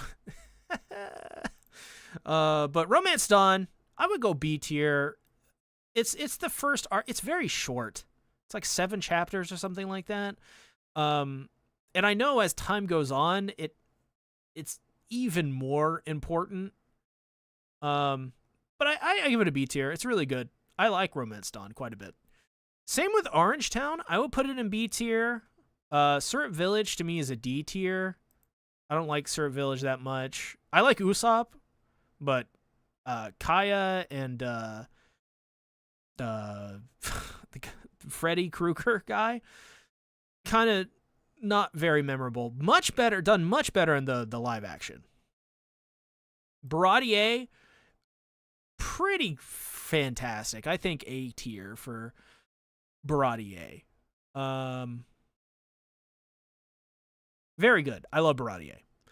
Arlong Park. You know, I used to say S tier.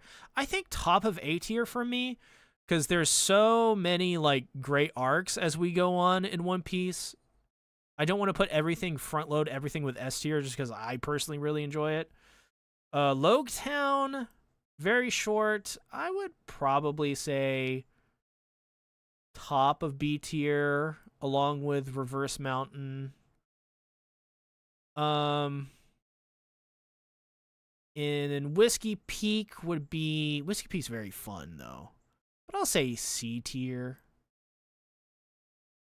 Why is that? Is it because Sanji... No, Sanji is not my favorite character.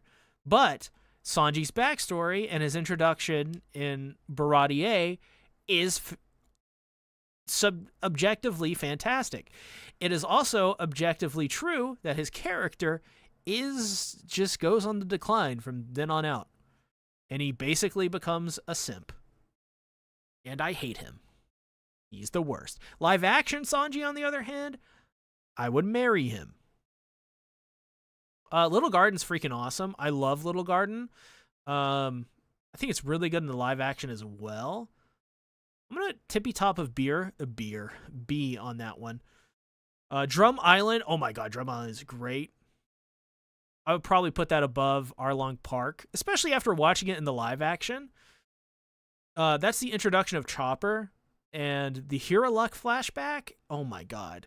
There is, like, still gets me to this very day. Hero Luck's flashback is some of the best emotional storytelling in those early arcs. Alabasta, S tier. I will stand by this. I think Alabasta is fantastic. I have a soft spot for it. There's a bunch of weaknesses, like the Pell thing. Pell is a very weak character. Otherwise, it's like the culmination. You know, it's where you see the war happen. Vivi has a huge moment. Nico Robin, Crocodile are still the very most important characters in the series. So Alabasta is fantastic. It has Banana Gators. Who could forget the Banana Gators? And the next season of One Piece live action is going to cover Alabasta. And I'm so hyped for it. Dude, I cannot wait. Alabasta is so good. I'm trying to think of what else happens in Alabasta. The 3 fights with Crocodile and Luffy are really good. Crocodile as a villain is fantastic. The whole idea behind him, he's basically a strongman authoritarian who sees the weakness in government and is using that to basically try to overthrow the government. You know, circumvent the capital from the working class, and then just get people to come over to your side by turning the people against the government. It's a classic fascist trope.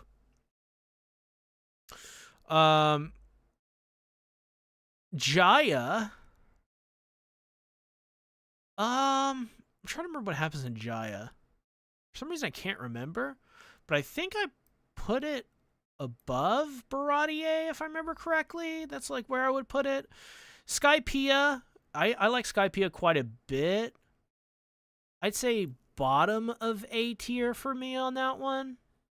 I know people, if they watch in the anime, I know a lot of people who watched it there would probably put this in they would probably make it F tier. They probably wouldn't even rate it. That's how much people hate it when they watch the anime. For me, though, that's Long Ring Long Land. You cannot get me to like that. Syrup Village has more merit than Long Ring Long Land, and I don't like Syrup Village. But I really don't like Long Ring Long Land. However, this is where we get really interesting. Water 7, and I'm going to throw these two together. I think Water 7 and Enia's Lobby are S tier, and I think they're the first arcs in One Piece that truly, I don't know, just made me just fall in love with Oda's vision and his storytelling. I can't really think of much about these two arcs that aren't great, because it's fantastic world building. I like the idea of the train in the water, the flashbacks. Frankie's introduction is really good, especially when Nico Robin crushes his balls. Oh god, Nico Robin's flashback. You just can't get better than that in some ways. She has one of the best ones. My only argue about Arlong is how Nami stabbed herself, because there's nothing she can do about that and finally gave up, but Luffy was ready to help her.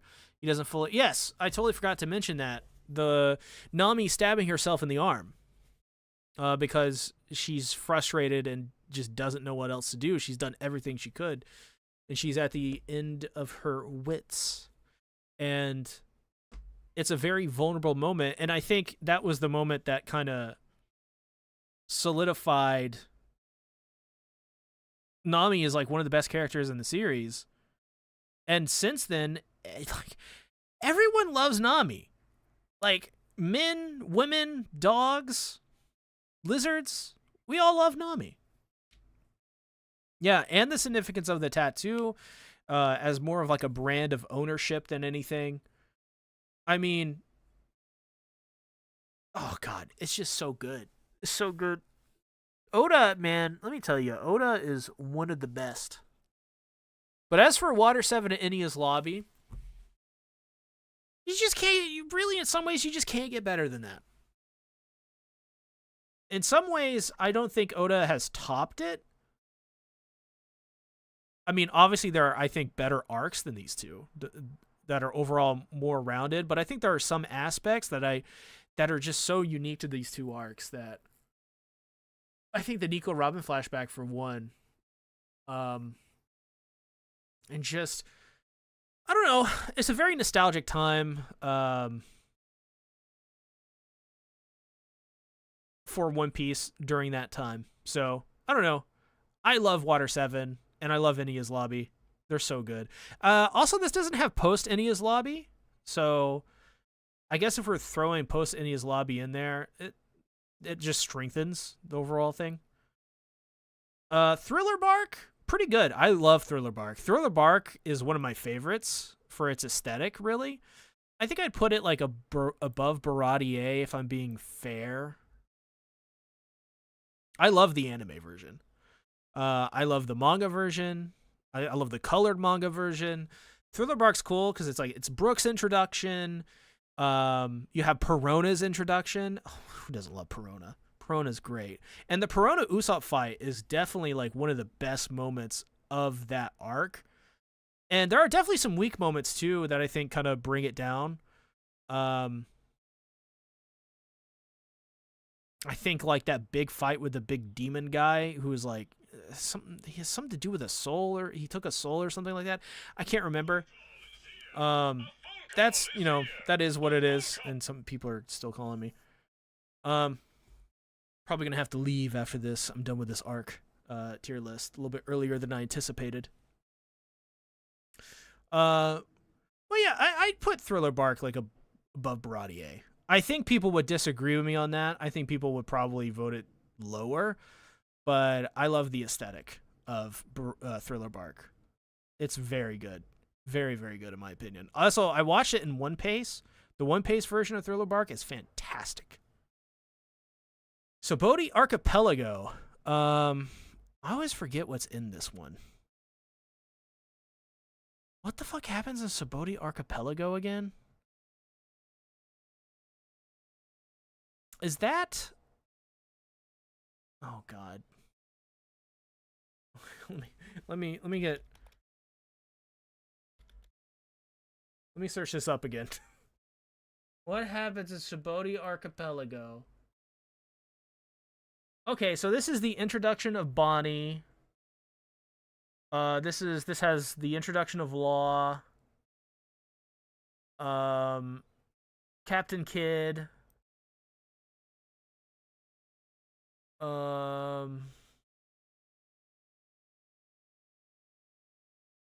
Has Kami in it. I forgot about Kami.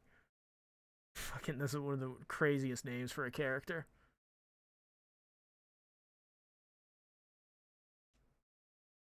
That's the fight with Duval. The Elite Rookie Pirates.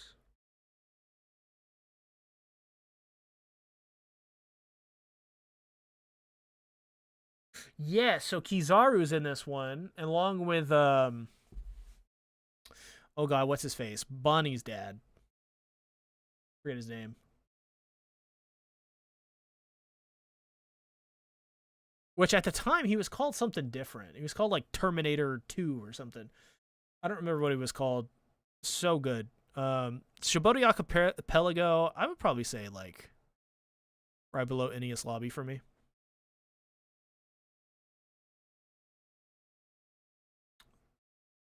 Brooks violin. Yes. Oh my god, the song. They have that song in season 2 of the One Piece live action. It's really cool. Brooks it in season 2 of One Piece live action, which is really, really cool too.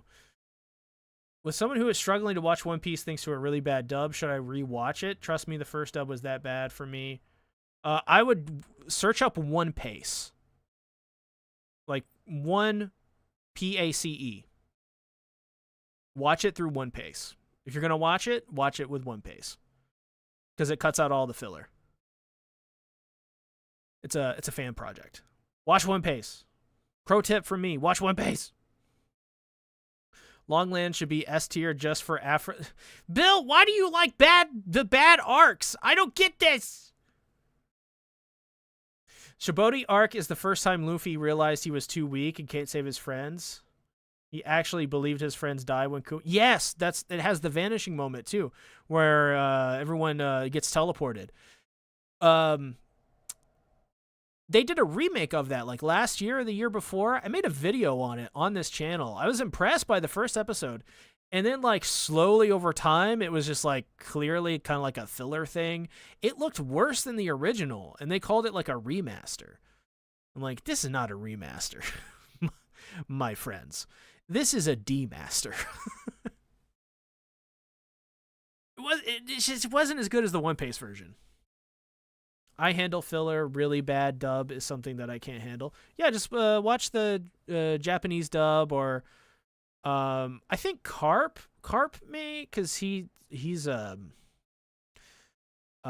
speaks multiple languages. So you can ask Carp. He's in the chat.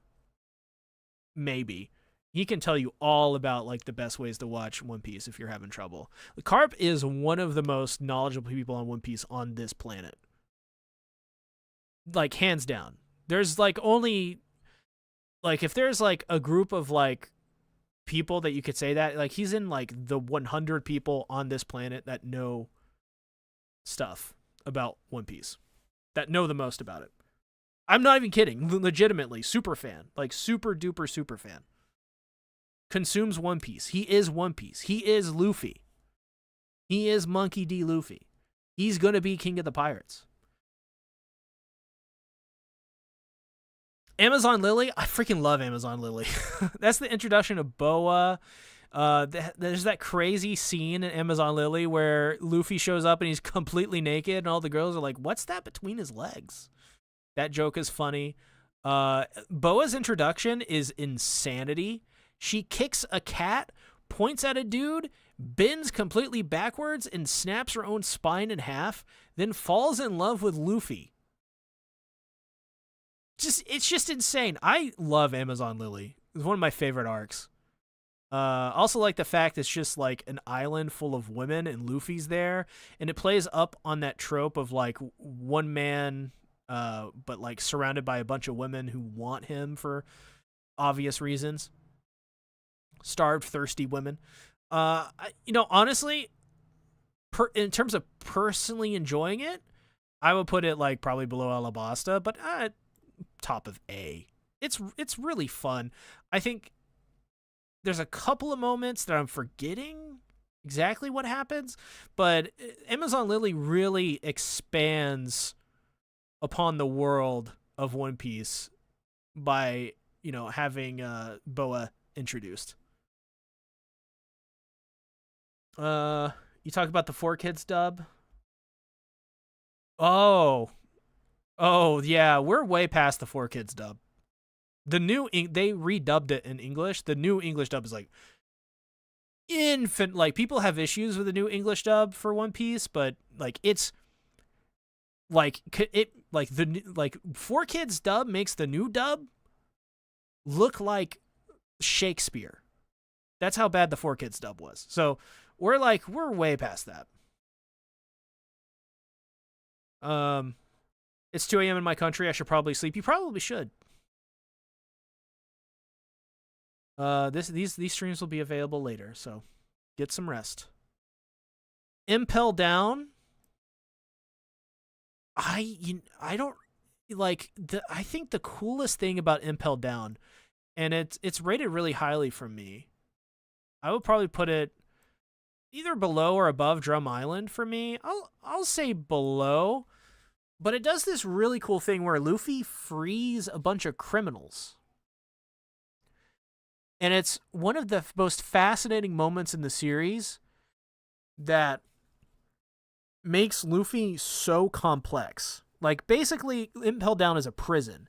And at the end of the arc, Luffy is confronted with letting go prisoners who are objectively bad. Like, criminals who kill people. And if they get out, they will kill people. And Luffy's like, yeah, I'll let you out. And his reasoning for doing it is so fascinating. It to this day, one of like the most fascinating moments in the series for me. And probably one of the best Luffy moments overall. Like his decision to do that was, and for Oda to write it, just massive balls. What is your fave villain? If we're talking about One Piece, My favorite villain in One Piece is Kaido's really good. I love Big Mom as well. Um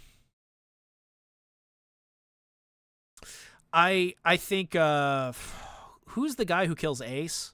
That guy? I think the Marines in general as a faction, one of the best antagonists. Faction antagonists, I guess. In One Piece, if not the best. But yeah, I think that would be my answer. Crocodile's great too. Buggy. I mean, there's a lot of great villains in One Piece. I might need to retalk it into it giving a chance. I would definitely just watch One Piece. Or just read it. Manga's very good. Marineford, oh my god, Marineford S tier. Absolutely S tier. I put it above Shibodi Archipelago. Still not as good as Water 7 or Enies Lobby for me, if my memory serves me correctly. Now, I've only read Marineford once, and I've only seen it once. So I need to reread it and rewatch it. But this is the last arc before the time skip. And it's like the best way to end it. Sorry for joining late. Nah, you're good. You're good. I have to leave after this. I'm finished with this arc tier list. But we did a Chainsaw Man one for Chainsaw Man baddies, so there's that. Forgot about the live stream. Nah, you're good. You're good. You're cool. You can go back and check it out later and stuff. It's no big. Oh yeah, Marineford is great. I don't even want to say what happens in Marineford. There are so many insane deaths. It's like I think Carp told me one time it was like one of Oda's favorites that he still has ever done. Luffy puts his philosophy to the test. Sounds fun story to read. Oh yeah.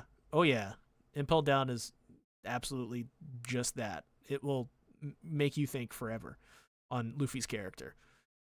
But Marineford, so good. So good. It's easily the best, like, up until this point, was one of the best moments in the entire series. The fact that after this was the time skip was so, like, it was so well thought out and so planned. One of the finest moments of Oda ever. I mean, just the culmination, so much chaos, the war, it's perfect. It's perfect.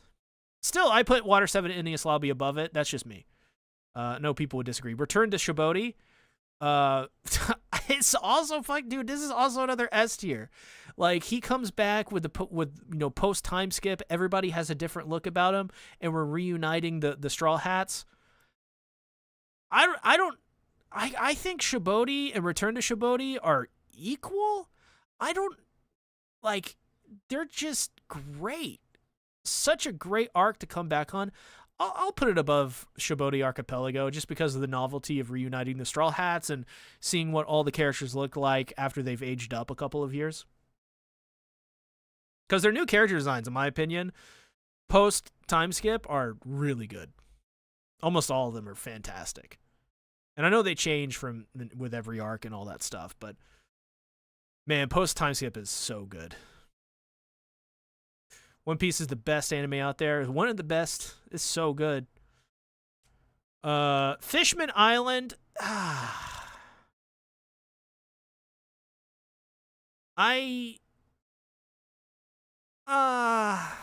It's not S for me. It could have been. This is like the introduction of the Hosh.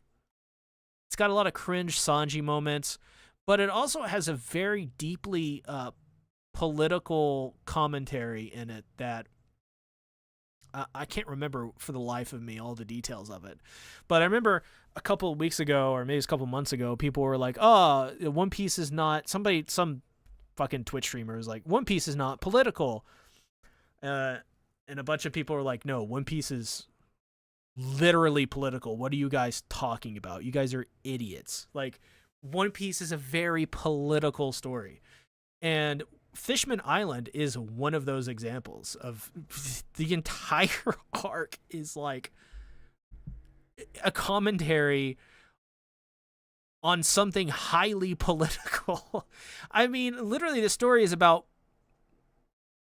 the world government fucking over people and there being a revolution. So, you know, it's very political. But Fishman Island, there's a lot of things in it that bring it down for me. I think the Sanji stuff, man, I could not get with it. But I do love that part in Fishman Island where Shirahoshi literally climbs into the mouth of a shark.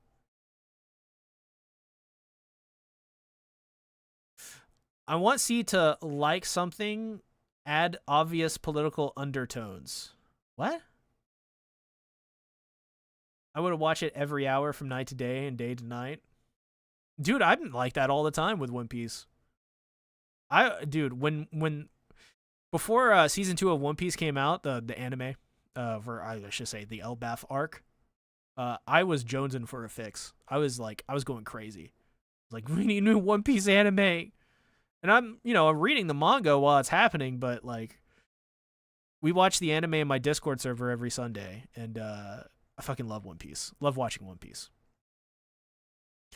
Fishman arc has the worst pace. The battle is like Dragon Ball so long. That too. The Sanji stuff really brung it down. There's a lot of cringe stuff, but I do like the characters. I like the setting. I love Shirahoshi. It has a really good ending. One Piece is an example of political.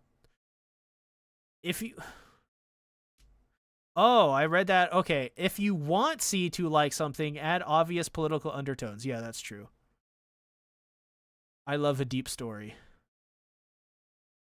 Because to me, politics is just human lore. So politics can only enhance something for me. One Piece example of political topic and story written properly. If you want to write politics, topics, and story, handle it like One Piece is able to write it. Fishman Island was definitely the most boring. I also dislike Skypiea. I think I put Skypiea at the bottom of A just because I read the manga and I watched it in one pace, so it was not nearly as bad. I actually quite like a lot of the stuff. There's a couple of very important moments in Skypiea that's overall very important to stuff that happens in like Wano and Egghead. And Elbaf, too. One of the most important arcs. And I remember that the Carp was telling me about there was a meme. People were like, yeah, just skip Skypiea. Which is like, became a really funny meme. Because it's like one of the most important arcs. Punk Hazard. Punk Hazard is really freaking cool. I do not remember what happens in terms of like the big moments, because I've only watched it in one pace. I've not read this in the manga. Only watched it in one pace. But if I remember correctly, I ended up quite enjoying it. I remember I did this before. Where did I put it? Because I don't think my opinions have changed much on it. Because I haven't seen it since it. I think it was like maybe top of B, bottom of A. It was something like that. I'll put it top of B. As for Dressrosa, oh come on, Dressrosa is great. Dressrosa is first, like third. It's really weird, but it's not S for me. I'm not gonna put it in S though. Part of me wants to, just because I think the first third was very weird. Is slow because there was the like the battle in the arena or whatever, the stadium.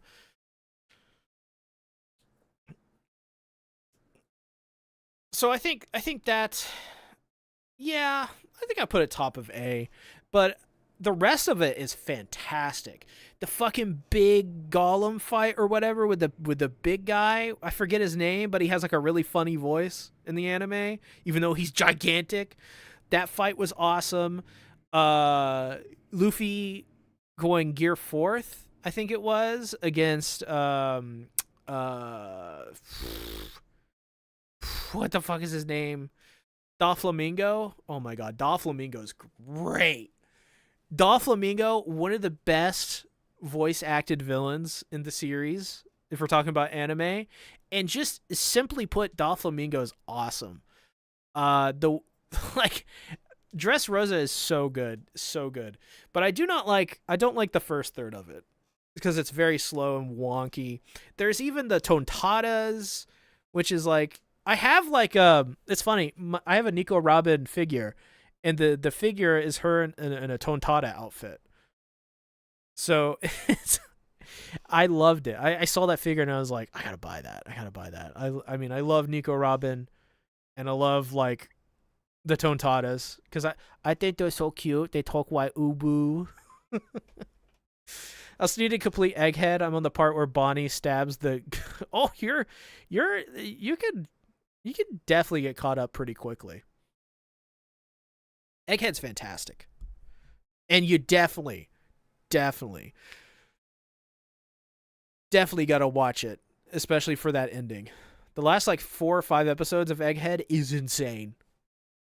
I like to watch all anime and dub. I don't mind either way. Japanese dub or English dub doesn't matter to me. I primarily watch One Piece in Japanese dub though, and I watch most of my anime in Japanese dub. But like it doesn't matter to me. It's just whatever is playing, right? That's usually I just don't care. I don't make it a habit unless like one or the other is really bad. Like I can't think of one that's recently where I had to switch over because there hasn't really been a bad Japanese dub or English dub that I've seen recently. I will say there are times where I'll go out of my way to watch something in English dub.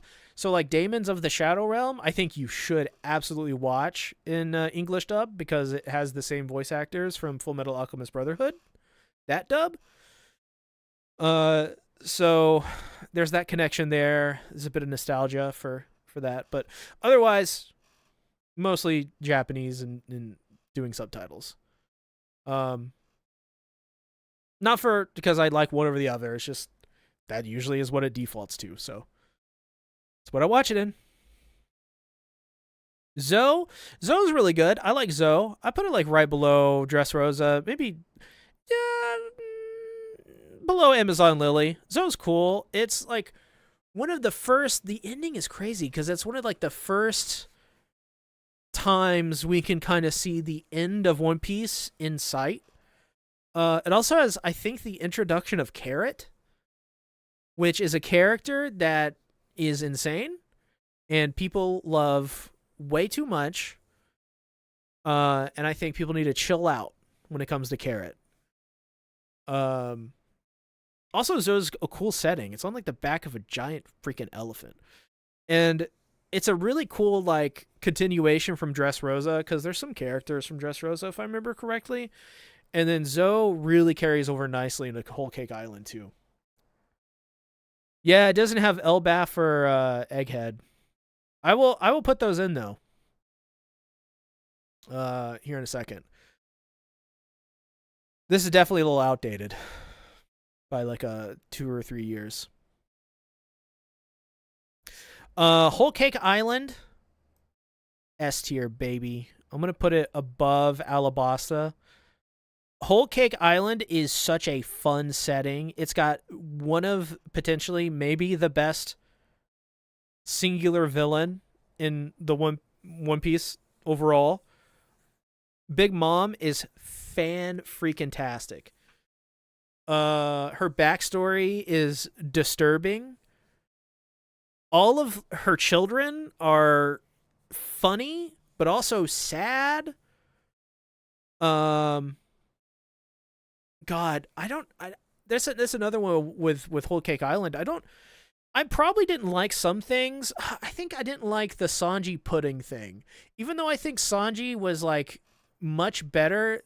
I think Whole Cake Island had Sanji at his best since Baratier, if I remember correctly.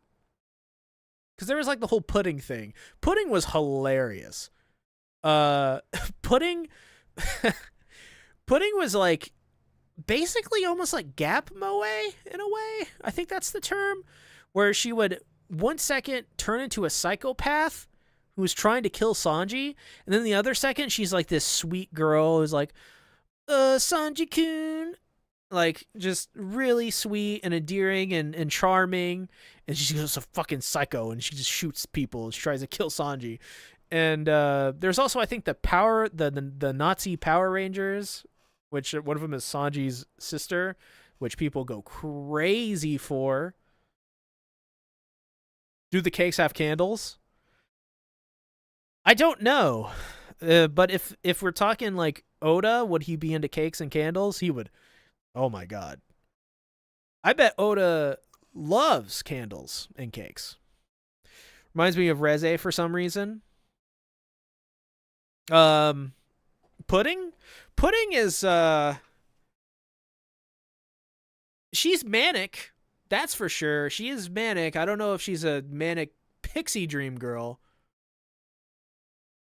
because she's not exactly bringing Sanji on an adventure. She's fooling him. So it's a bit of a different dynamic. Similar, though. Very similar. Do you think Sanji had the worst childhood in Straw Hats? Some said Sanji had the worst. One of the worst. One of the... Absolutely. Nico Robbins was pretty bad, too. It's funny. We have a friend in the server.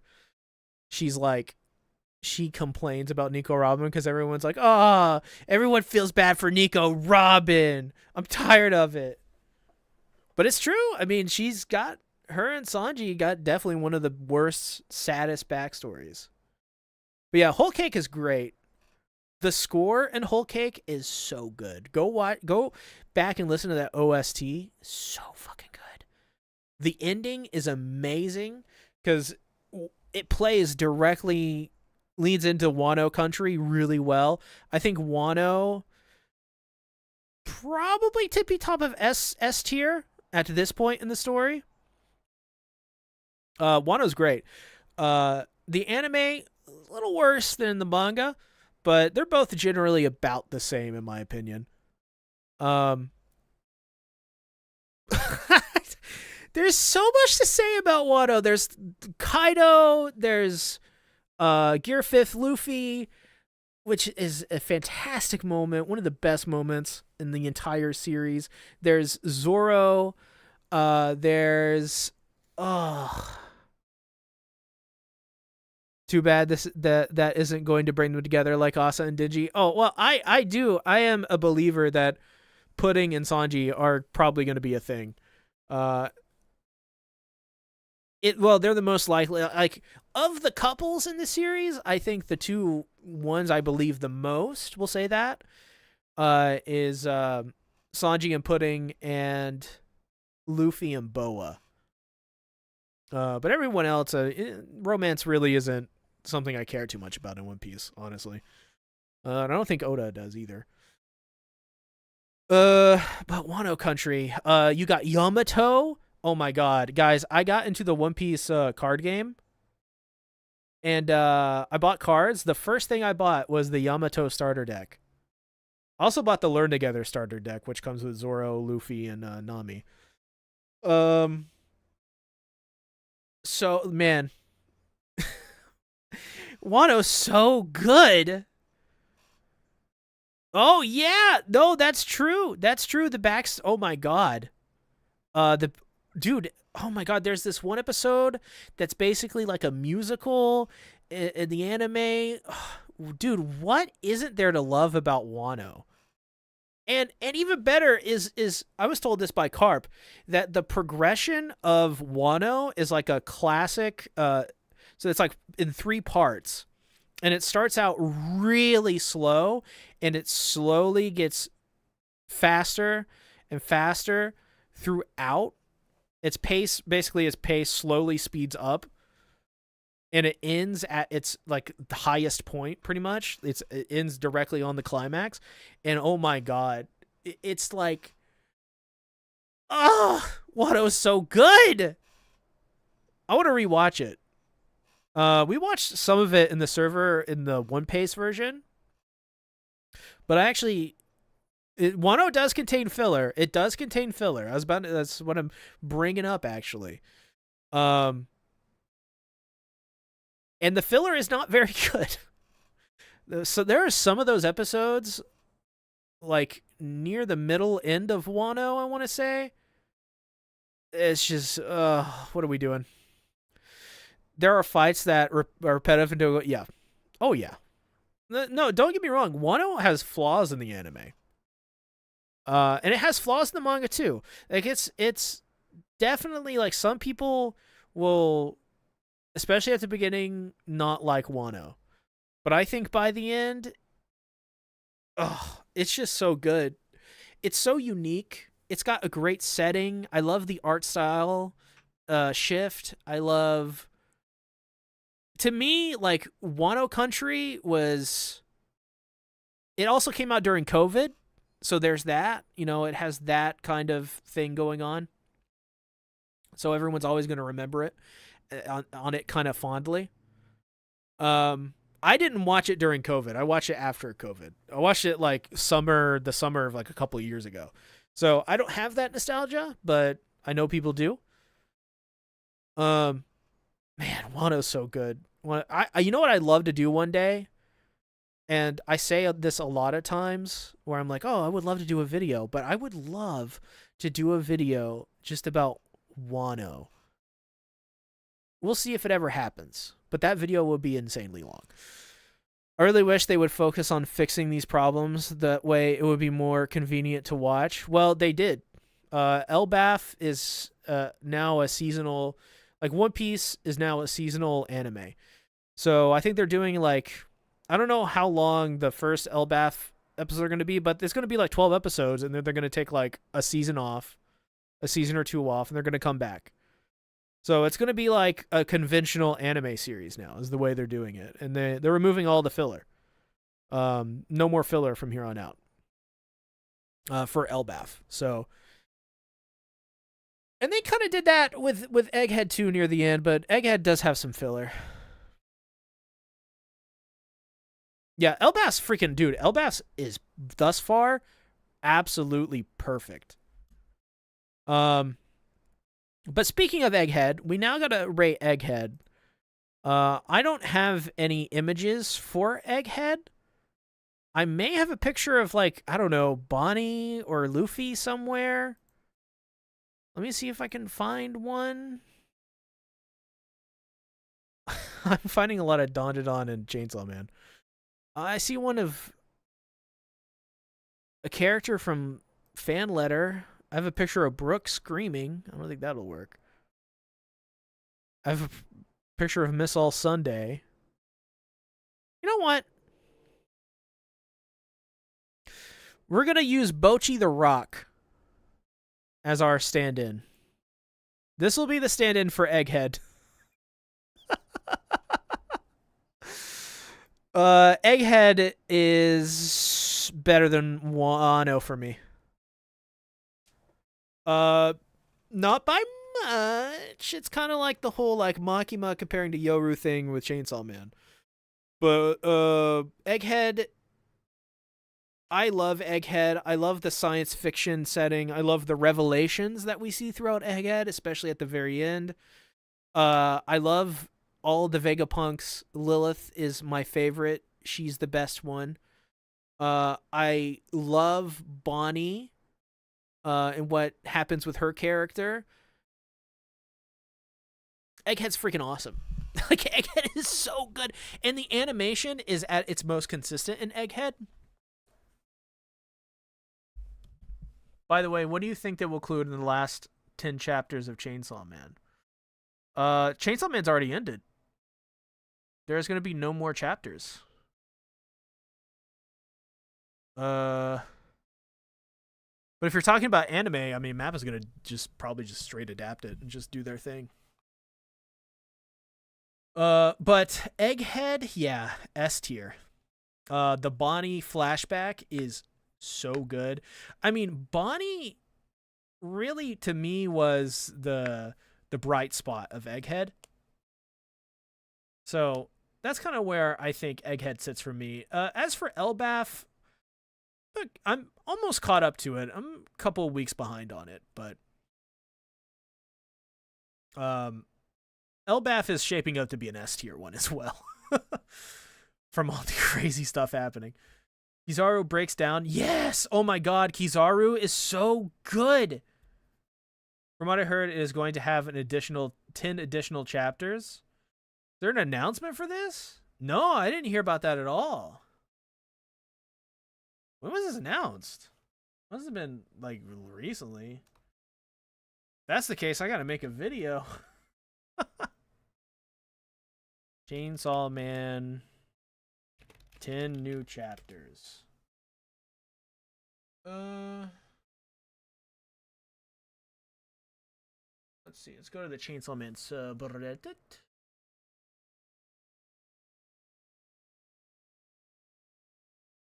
I don't see anything.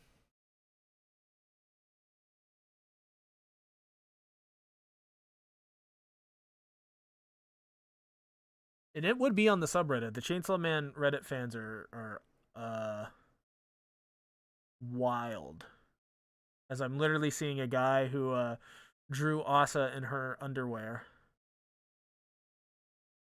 And then all of these cosplayers doing sexy cosplays of characters. Alright, off of that. Oh my god, I see one of Digi holding Misa from Death Note. That's cursed. I'm saving that. That's cursed. I literally was like, that's cursed. Saving it. I am dropping, let me tell you, that's an all-timer image right there. That's going to be referenced for years to come. And it's never going to get stopped referencing. I saw it on Screen Rant and a couple of YouTubers brought it up, or maybe I'm just tripping. Okay, let's search this up. Chainsaw Man Screen Rant.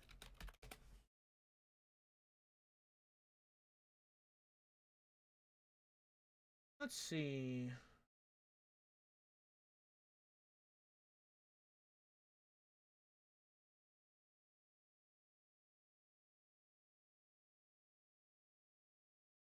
I'm still not seeing anything.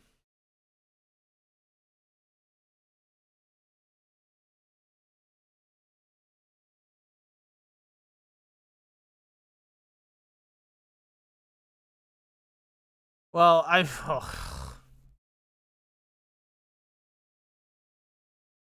see something you've reeled the next manga.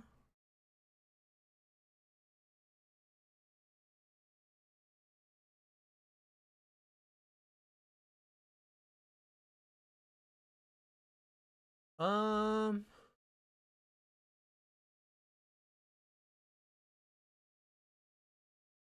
this is him shit. This Screen Rant's fucking... Dude, Screen Rant's horrible. Well, I don't know. I haven't seen a single thing. Got to go. Great stream. Really need to rewatch. Yes, we will. We're gonna watch rewatch One Piece in the server. Already gooned to that? Just sworn I saw something. I don't know. I could not find a single thing. But just like Carp, I think this is kind of it. This is where I'm going to save this as well. I'm going to post this over on Bluesky. Because I refuse to use Twitter. One Piece arc tier list. Mochi is a stand-in for Egghead. And I think that's kind of it. You know, I think that's it for the stream. I think it for my opinions. People are wanting my attention right now, so kind of gotta peace out a little quick here. But I want to thank everyone who came out to the stream. I really appreciate it, guys. And what is tomorrow? It's tomorrow Sunday. I'll probably be here tomorrow. So, and then Monday, I'll be live over on the King of Anime podcast channel. You can find that over on the YouTube page on this channel. So just click on it. It's one of the first things you'll see is a list of channels. And click on King of Anime, and I'll be live there on Monday at 8 p.m. EST. We're going to talk about a bunch of anime and stuff. But thanks everyone for tuning in and chatting. I appreciate it. And I'll see you guys later. Goodbye.